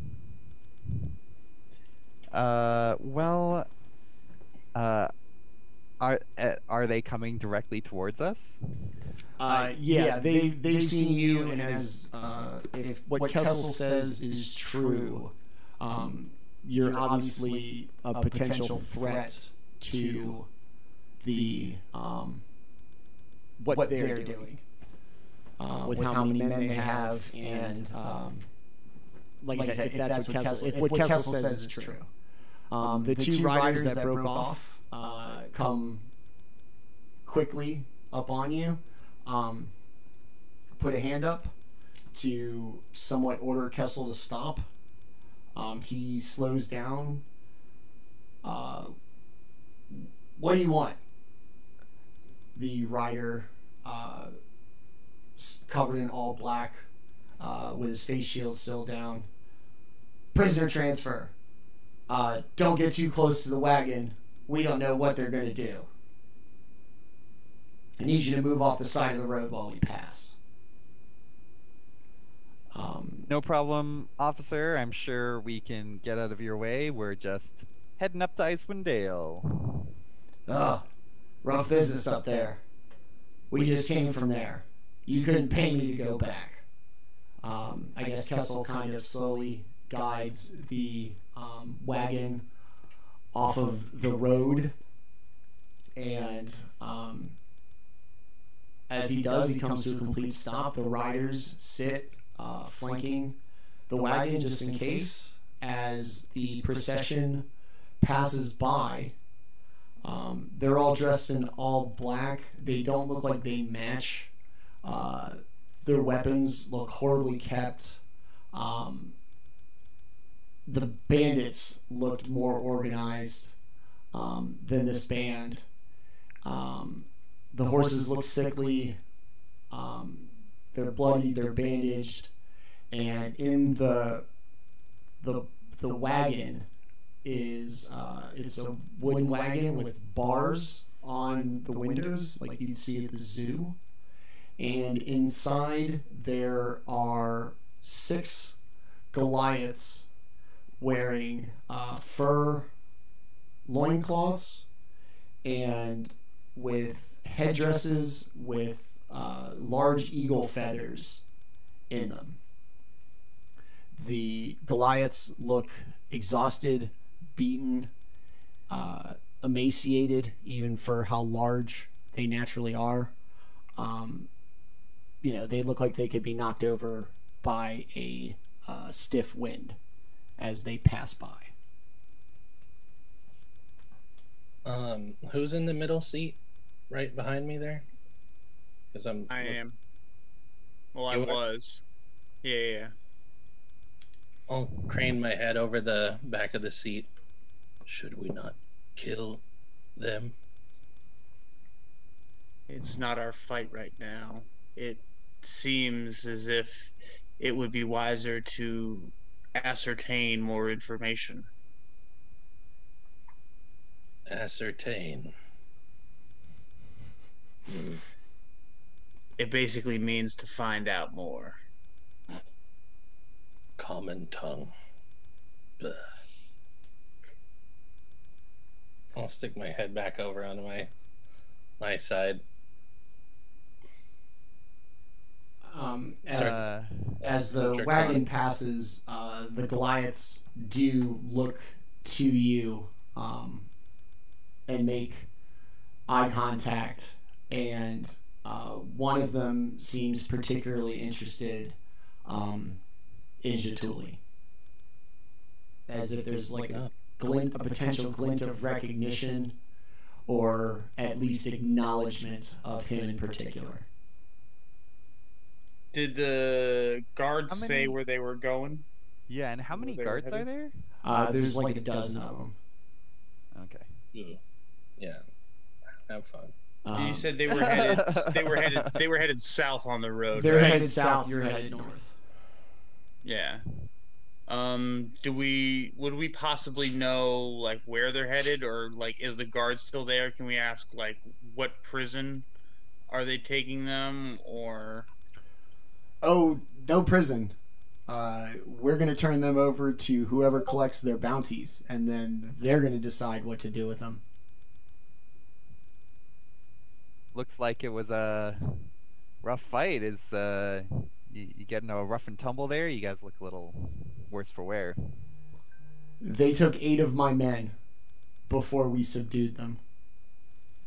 Yikes. I'm sorry to hear that. It's what you get when you sign up for this life and deal with these things. As the wagon passes and hears him say things in such a derisive manner, one of the Goliaths spits on the guard, and he turns around and like smashes on the bars. Don't make me zap you again. Orryn turns and looks at them and says, I'm not sure that these Goliaths are being held for justifiable reasons. Should we try to help them? Are you talking to me, or who are you talking to? I'm talking to like all 3 of you. Oh, I think you don't have enough information to make that assessment. I don't think, like, I mean, they could be criminals, they could be murderers, who knows? We don't know. But what I do know is that we can't stop these people. There's, what, like 12, 13 of them? What are the 4 of us gonna do? I know we're pretty awesome, but, you know. Too many. Yeah, it's, you can't help every person. Yes, but it irks me how he talked about the Goliath like it was just something beneath him. But if that's what all of you think, I understand. No, it's a terrible time, terrible place that we live in. But it shows me this guard has no respect for death itself. But our deaths will come at a greater cost to us. I'll look over at the gnome. When you are an adult, you will understand. Orryn looks at you with a smile again. I do chuckle. And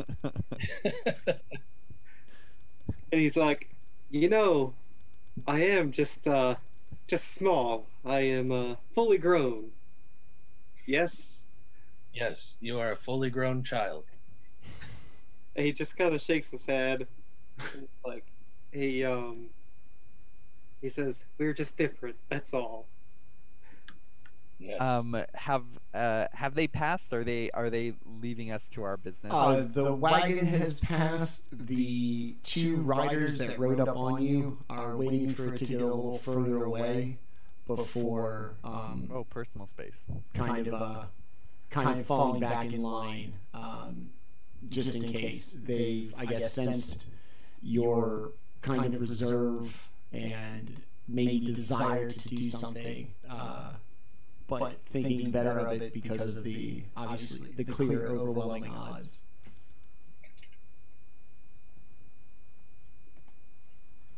Alrighty, well, this day keeps getting worse and worse. Mush mush, or whatever they say. Forward march. Kessel is going to just without even acknowledging what he saw, trying to keep his head down, just kind of snaps the reins again, and off you go once again. You travel for a little bit. Kessel says, it's getting dark. We don't know what's about. Maybe we should take this opportunity to make camp here.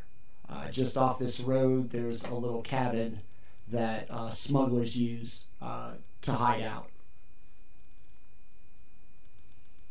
Convenient. Sure. We can fortify the place, I'm sure, or set ourselves up there. It'll be a nice place to camp out for the night. All right, very well. If we do not have food.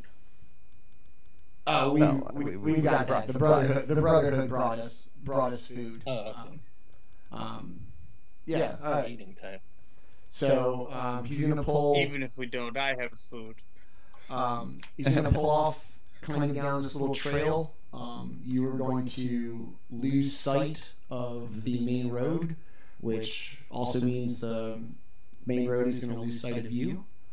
And off in the woods a little bit, Kessel brings you to this little cottage that appears to be basically like a smuggler's stopover.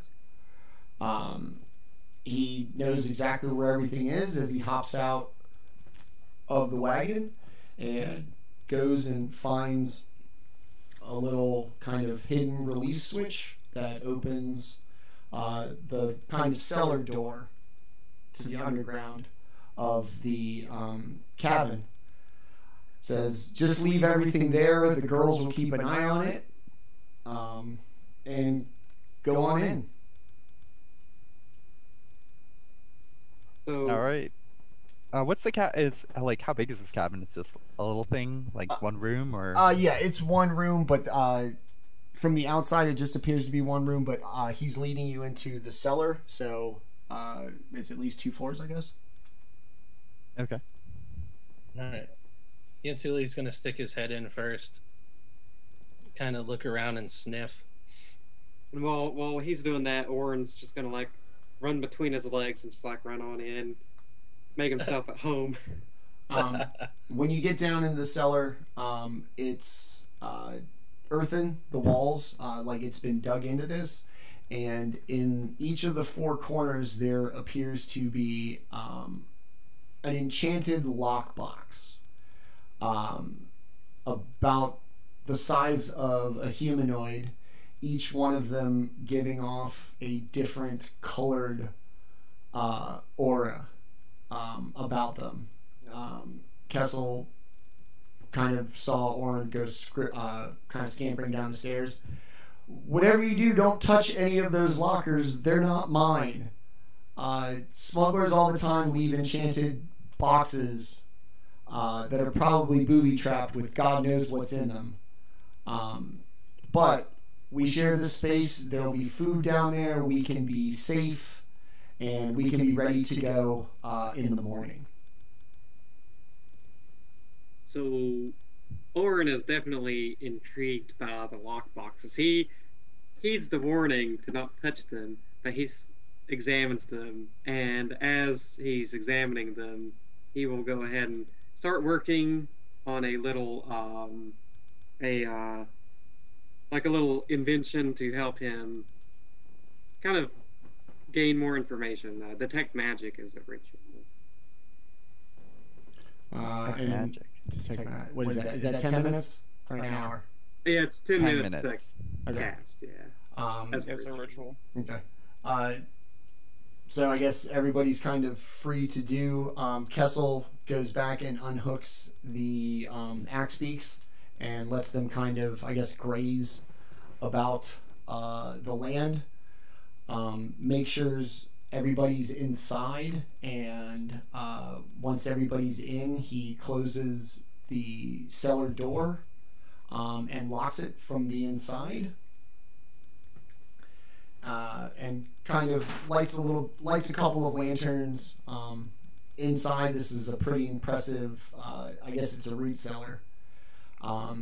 There seems to be supplies and medical things, almost as if this was a safe house for smugglers. Kessel says to make yourselves at home, eat as much as you like, and then upstairs are places to rest. and that the axe beaks will be on watch if anybody wants to take a nap or take a long rest, as it were. I would not want to mess with a giant axe beak, dude. Not remotely. Let alone a bunch. Do we have a fire? We got like some kind of... Upstairs, in the more living part, there is a hearth to start a fire. Right. Pile of wood I will outside on the front start a porch. fire. Yeah, I will. I'll start like a little campfire. And just as you begin to start the fire, I guess Orryn's ritual will finish. How does your detect magic appear to you? So it's part of my goggles. It's as I infuse some of the weave into my goggles, it just allows me to see the auras and everything of the magic, just so I can kind of like study the boxes.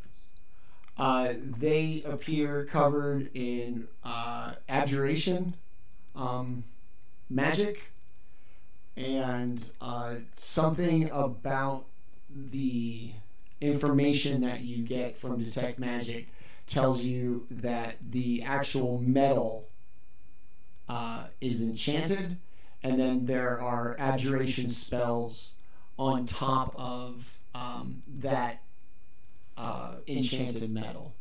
And you see them for all four boxes, and that's really all you see, at least in the basement.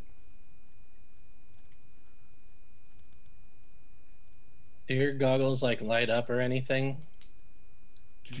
I wouldn't say they light up, but I can infuse. I carry little glass balls with me that I can infuse to. Have you ever seen those the little glass balls where like the electricity, kind of the static, is in them and it lights up a room and stuff? I can do that. Like I can have 4 of those at one time. Jaatuuli's looking over your shoulder, trying to figure out why your glasses are different. He's getting right in your face. Orryn says, "Are you interested in these goggles?" Yes. What are you looking at? So it's I wish I could show you, but it takes a strong amount of focus and understanding of the weave to sort of to use them properly. But basically, I'm using these goggles to kind of focus my power to see these boxes and kind of like what kind of magic is in them. Very curious about them. I know I probably shouldn't open them, but or try to open them or mess with them, but you know how we are. The curiosity killed the cat, and gotta hold myself. Kessel screams from upstairs. Your curiosity would kill a lot more than a cat. Don't touch anything. Orryn does. He looks around, but he goes ahead and he will kind of infuse magic into each of the little glass balls that he has, and just give one to each person who doesn't have dark vision. Says, if we're ever in a situation where we don't have a torch or a light, feel free to use these to see.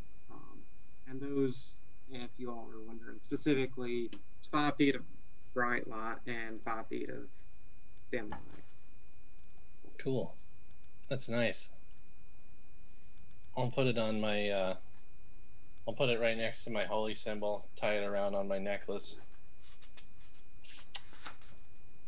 Oh yes, you can wear them as necklaces, you can have them however you want, but hopefully these will help. I know I can see in the night, but I can only imagine what it'd be like to not be able to see anything. So. It would be like closing your eyes. Yes. Definitely, that for me that would be a nightmare. Terrifying. I do have some powers that let me create light. I do not need this, but I'm willing to keep it if you don't think you have a better use for it. Well, and then you see the light kind of like go out of the glass ball. He says, the less energy I use on this, the more I can use elsewhere. So I will keep that in mind. All right, I hand the ball back to you. I'm like, oh, thank you for the gesture. I appreciate it. Anytime. Baldr hears Jaatuuli say, it would be like closing your eyes. And he slightly smirks hearing that and just kind of sits down with his legs crossed and begins to just go into a trance.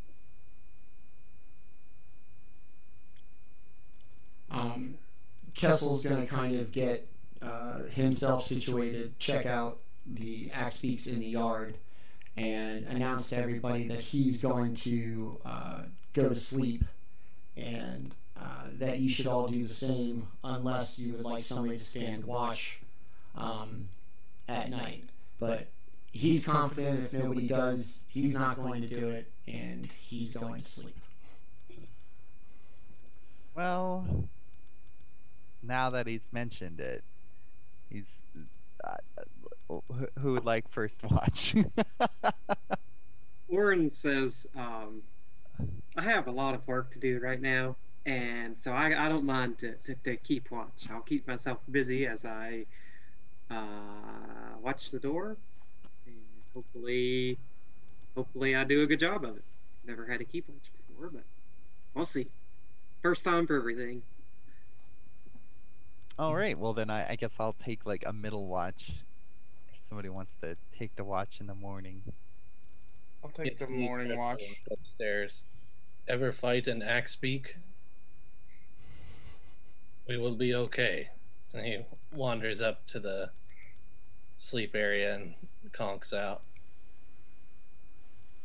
I'll also sleep. So who's first watch? Orryn. Okay. Everybody else goes to bed. Mm-hmm. Get your rusty rest. So I guess you'll sit there, tinkering, kind of keeping an eye out of the window, or just watching for something to barge in.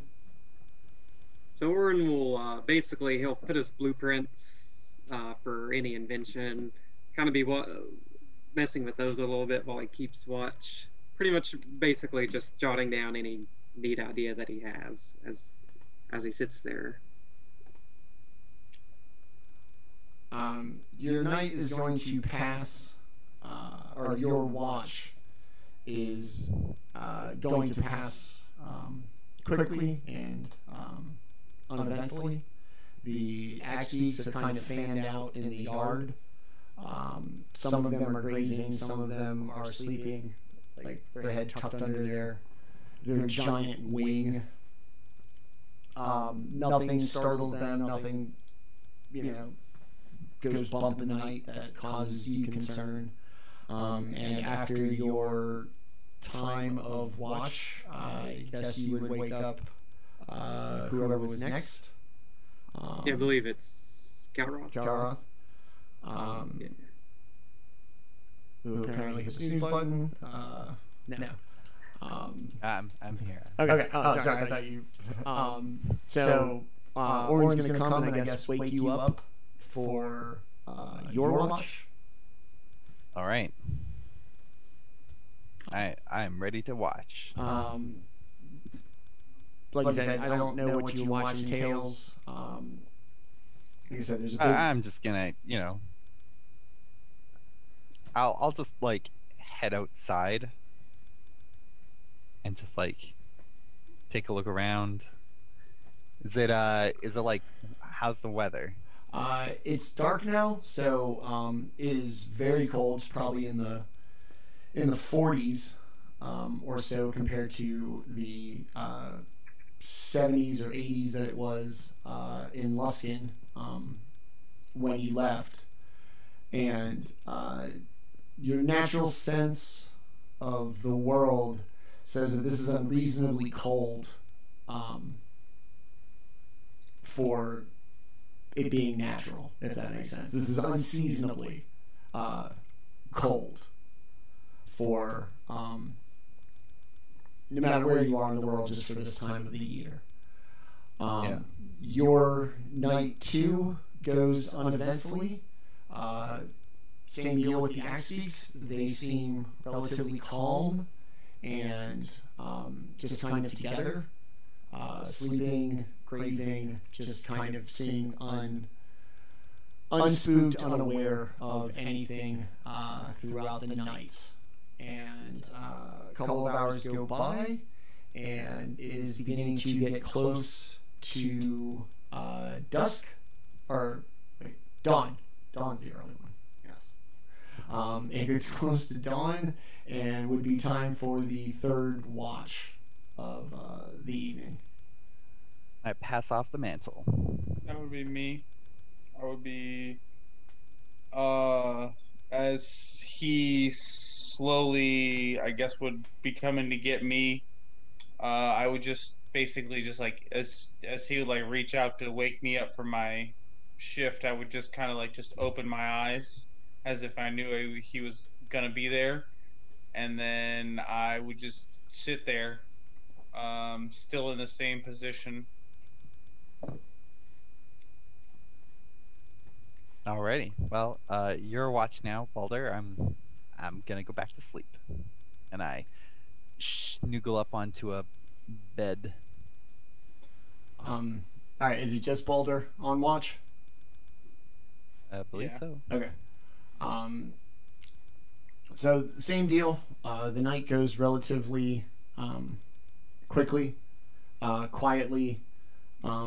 Towards the end of your watch, the Axebeaks begin to stir.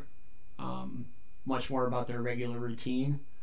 They don't crow or anything like roosters, but they definitely look alive, as if their circadian rhythm tells them it's time for them to get up. They start to mill about a little more and seem to be a little more spread out in the yard. By this time, Kessel has awoken. He greets you on his way out of the kind of cabin, and goes out to attend to the Axebeaks. And for the first time, you notice Kessel even has a pretty heavy winter coat on. That sometime in the night before he went up to deal with the Axebeaks in the yard, that it got cold enough for him to put on the coat. He's out dealing with the Axebeaks when there is kind of a commotion from ones that had drifted a little further away from the front door than the others. You hear him from inside say, "Who's there?" You hear a low kind of guttural roar,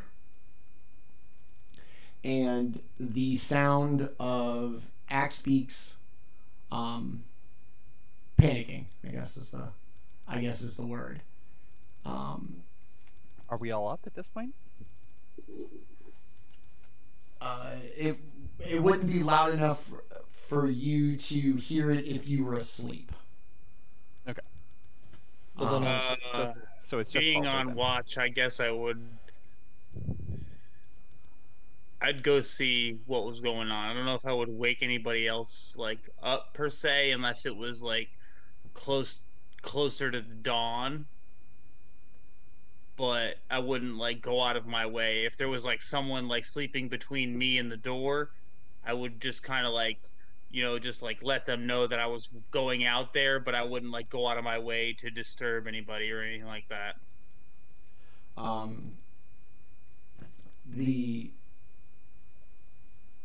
You turn a corner, all the axe beats have run past you at this point, and in the kind of early morning darkness, Kessel appears to be wrestling with something that has grabbed his leg brace and won't let go of it. It appears to be kind of dragging him into the tree line. And for somebody who's been so cool and so kind of calm about everything so far, Kessel looks genuinely terrified. I dash towards him, seeing the genuine terror in his face. Had not seeing it before. Even when the bandits had come, he didn't get that scared. So seeing the terror in his face now, I guess I would move towards him to give him help. Just as you are about to reach him within arm's length, whatever has him pulls him quickly entirely into the brush.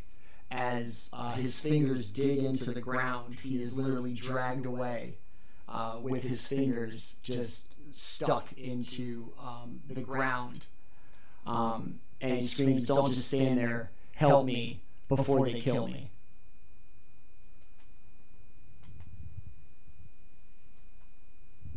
Yeah, I'm gonna move after him, dash after him. As they, as you guess, what jump? You're gonna jump through like the bushes into where it's unseen. Yeah. You jump through the bushes, and on the other side, Kessel appears to still be fighting for his life. And you see through the kind of brush and the darkness, Kessel's movements and struggle, and then two sets of glowing yellow eyes just kind of staring out of the darkness. I guess I would call out for Kessel, is if he could still hear me or understand me. The eyes would be the only thing that I could see. Yeah, like I said, you can see his movement just because he's moving. The eyes, one of them obviously is dragging Kessel, and the other set just appears stationary and locked on you.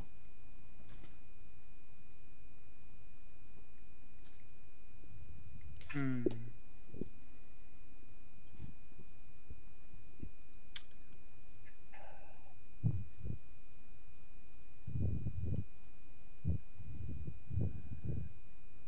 mean, I have dark vision, but I would like to light a torch if it's possible and just kind of like throw it towards like where they're dragging him, just so that way I can get like a better perspective of what's really going on.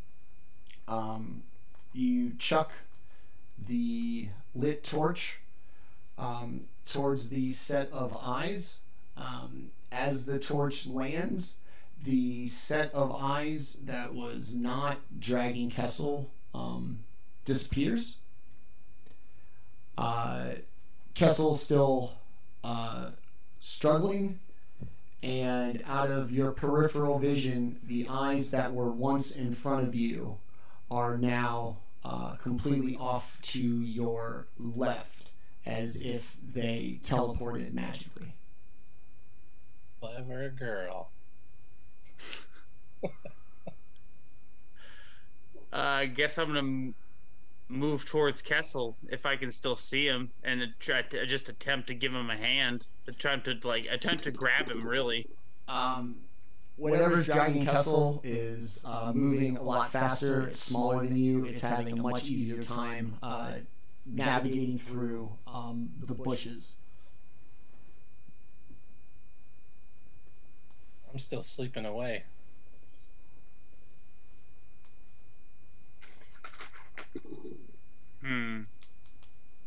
And so by this time, I've already moved well away from the cabin.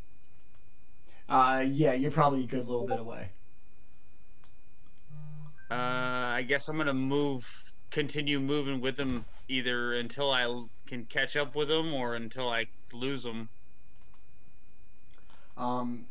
He's continuing at quite the rate of speed, and the torch that you threw seems to have begun to smolder, and may be starting a small fire.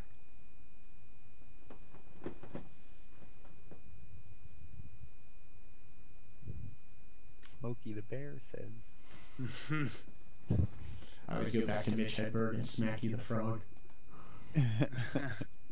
Now we eat frogs. Yep, we do. I guess that'd be too far behind me for me to really notice. If I'm really concerned of, Kessel getting dragged off like, a sack of potatoes. Maybe you should holler real loud.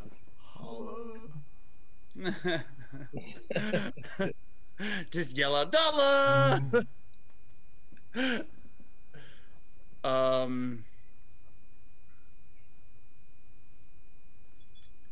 If I can't keep up with him, you were losing ground to him relatively quickly. All right, then I guess I'm gonna give up chase and move back towards the direction of the cabin. As you turn and head back towards the cabin, Kessel's screaming is quite loud. The axe beaks are startled and kind of making all kinds of whatever axe beak noises are in the yard. And the glow. Does that wake any of us up? If anybody is upstairs and not in the cellar with the magic boxes, I would say yes. So then I wake up. Okay. So everybody who's not asleep in the root cellar will have heard the commotion of, if not Kessel, then the 5 large flightless birds making all kinds of racket in the yard. Okay. All right. What's going on? I'll come running down the stairs and I guess in a panic smash open the doors and take a look and see what's going on with the axe beaks. All you can see is that they seem to be flustered and startled. They all appear to be together, at least, like they haven't wandered off. In the far distance, you hear kind of traipsing through the woods, and immediately in front of you, a pair of golden eyes just appear about 25 feet away from you.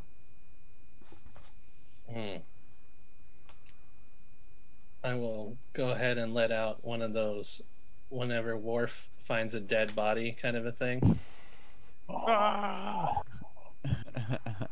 And rage.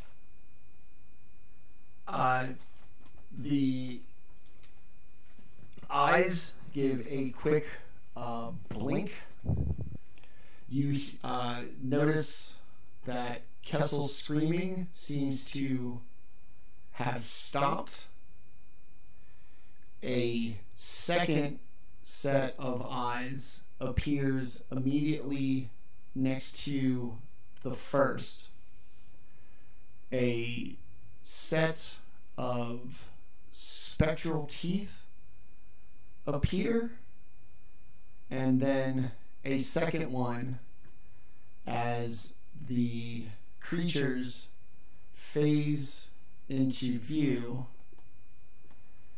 and two blink dogs appear in the yard, snarling and angry.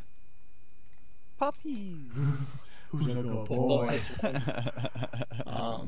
Up here, one I go ahead and rush. And we're actually gonna leave it here for the day. All right. Yeah. I was starting to like Kessel. I revealed my strategy. Right? So Now, quick question. go. Just so I know for next time, the scream that Jaatuuli made would have went ahead and woke the rest of us up, right? It would have been, Rage. like I said, if you weren't awake at the axe beaks making a ton of noise or Kessel screaming, Jaatuuli would have definitely woken you up. I imagine something that large, that kind of primal on the front porch of the house is probably going to be quite the experience.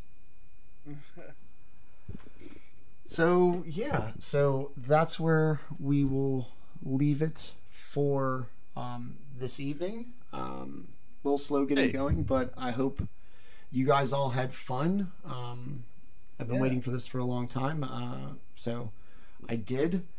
We're going to go ahead and introduce the actual people behind these amazing characters that you're going to get to know.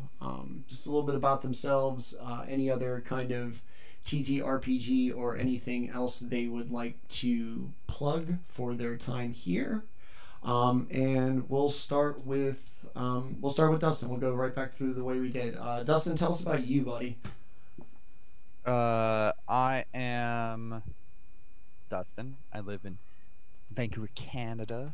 Nice. And I've been playing Dungeons. Well, I got introduced to Dungeons and Dragons pretty early. My parents played Dungeons and Dragons when I was like 2-3 years old. They had this little, they would do the little get together. That was the thing that my mom and dad did back in like first edition in advanced, you know, when there were barely any rules. Yeah. And I'd always wanted to play, but I never got to until I kind of was like 26, and then I started dungeon mastering for a group, and I've been doing that on and off for quite a few years. Obviously, the last year made it difficult, which is why I decided to try something different and do it online and do it with some people I've never met before. Outside of that, I'm a bartender in a server, so I work a lot of late nights, and I play a lot of video games. I'm into pretty much everything except for sports and racing games. Very good. We dropped somebody, but he'll be back. Let's go to Tenta. Tell us about yourself, buddy. My name is Rick, but I go by Tenta because that's my wrestling name. I'm training to pro wrestle. I'm in between work right now. I normally am a food and alcohol presenter, but with the whole plague thing going on, there's not much room for such a thing. So I basically just play a bunch of video games, hang out. I'm 37. I've been playing D&D since I was 22, and I'm never on the DM side, though I had been a little bit experimenting with it in the previous year. So yeah, I love pro wrestling, I love death metal, and I love video games, and I love being a barbarian. It just fits me so well. Awesome. We will skip Lewis, whose internet just took a shit, and we will go to Landon, even though the windows are all screwed up and we can't really see you. Go ahead and tell us who you are, buddy. Woo! What makes it easy? I'm Landon Baker. I started with Dungeons and Dragons maybe 2 or 3 years ago. 5th edition was my first. I did coincidentally try it when I was in college, where I grew up like in the mountains in Tennessee, like maybe around like the easiest way to say it would be around like the Asheville area. It's probably where most people would know in North Carolina. But I was on the other side of the border in Tennessee and never played any sort of tabletop RPG or anything. So I tried in college to get my cousins and everything. Once we got through character creation, you know, everyone was about done with it at that point. So tried again a couple years ago. It's a lot of fun. And now I really enjoy it. I play a lot of video games. And for my job, I'm a software developer. So now I get to sit in front of a computer all day, every day, which is nice, but I'll probably go blind eventually just from staring into the screen all the time, but it's worth it. Eat carrots. But they don't taste good. I'm like Jaatuuli, I need the meat. There you go. I work at a steakhouse. So. Oh yeah, I have a smoker, and I tell you what, it's like the best investment I've ever had. Spoken like a true North Carolina boy. Anyway, you guys, thank you so much, and Lewis, who's not here, for coming out tonight. You guys are absolutely great. I really appreciate it. This means a lot to me. I've been working really hard at this for a long time, and I wanted to come up with a game that I wanted to DM and that people would want to play in. And if you don't feel that way right now, I hope that at some point you will. And so once again, you guys, thank you so much. I'm Manny. I'm a 42-year-old caterer and now dungeon master and streamer. On Monday nights, you can catch me on the Wily Hobbit Twitch channel playing Algernon Altano, a divination wizard in Mystery in the Dalelands. On Tuesdays, you can find me here with these outstanding gentlemen playing Twilight Malediction, our Rime of the Frostmaiden campaign. And starting very soon, you will catch me on Sunday afternoons dungeon mastering Greyhawk Lives, a Greyhawk homebrew I'm working on also on the Wily Hobbit Twitch channel. To everybody who showed up to watch us tonight, thank you from the bottom of my heart. To everybody who showed up to play tonight, thank you from a deeper part of the bottom of my heart. And in addition to that, I want to thank Wily Hobbit and Wu-Tang Piglet, two dungeon masters I really admire and I've learned a lot from in these last couple months. To my friends Mike, Andrew, Dave, Paige, and Mara, my playgroup for Mystery in the Dalelands. You guys are awesome. You're a big part of me being here today. To my boss, who's hopefully still watching, and everything else, to everybody who let me time off to do this, and most importantly to my wife, who supported me through all this and is letting me play Dungeons and Dragons with some really cool people a bunch of nights a week. And I could not have done this without any of them. I am eternally grateful and will be grateful for a very long time. So thank all of you. That's going to be it for us tonight. We really appreciate everybody coming out. Come out and see us once again next Tuesday for episode 2 of Twilight Malediction, a Rime of the Frostmaiden campaign. And until then, we will see you next week. Thanks for coming by, everybody. Yeah, thank you, man. Bye. Appreciate it. Thanks, guys.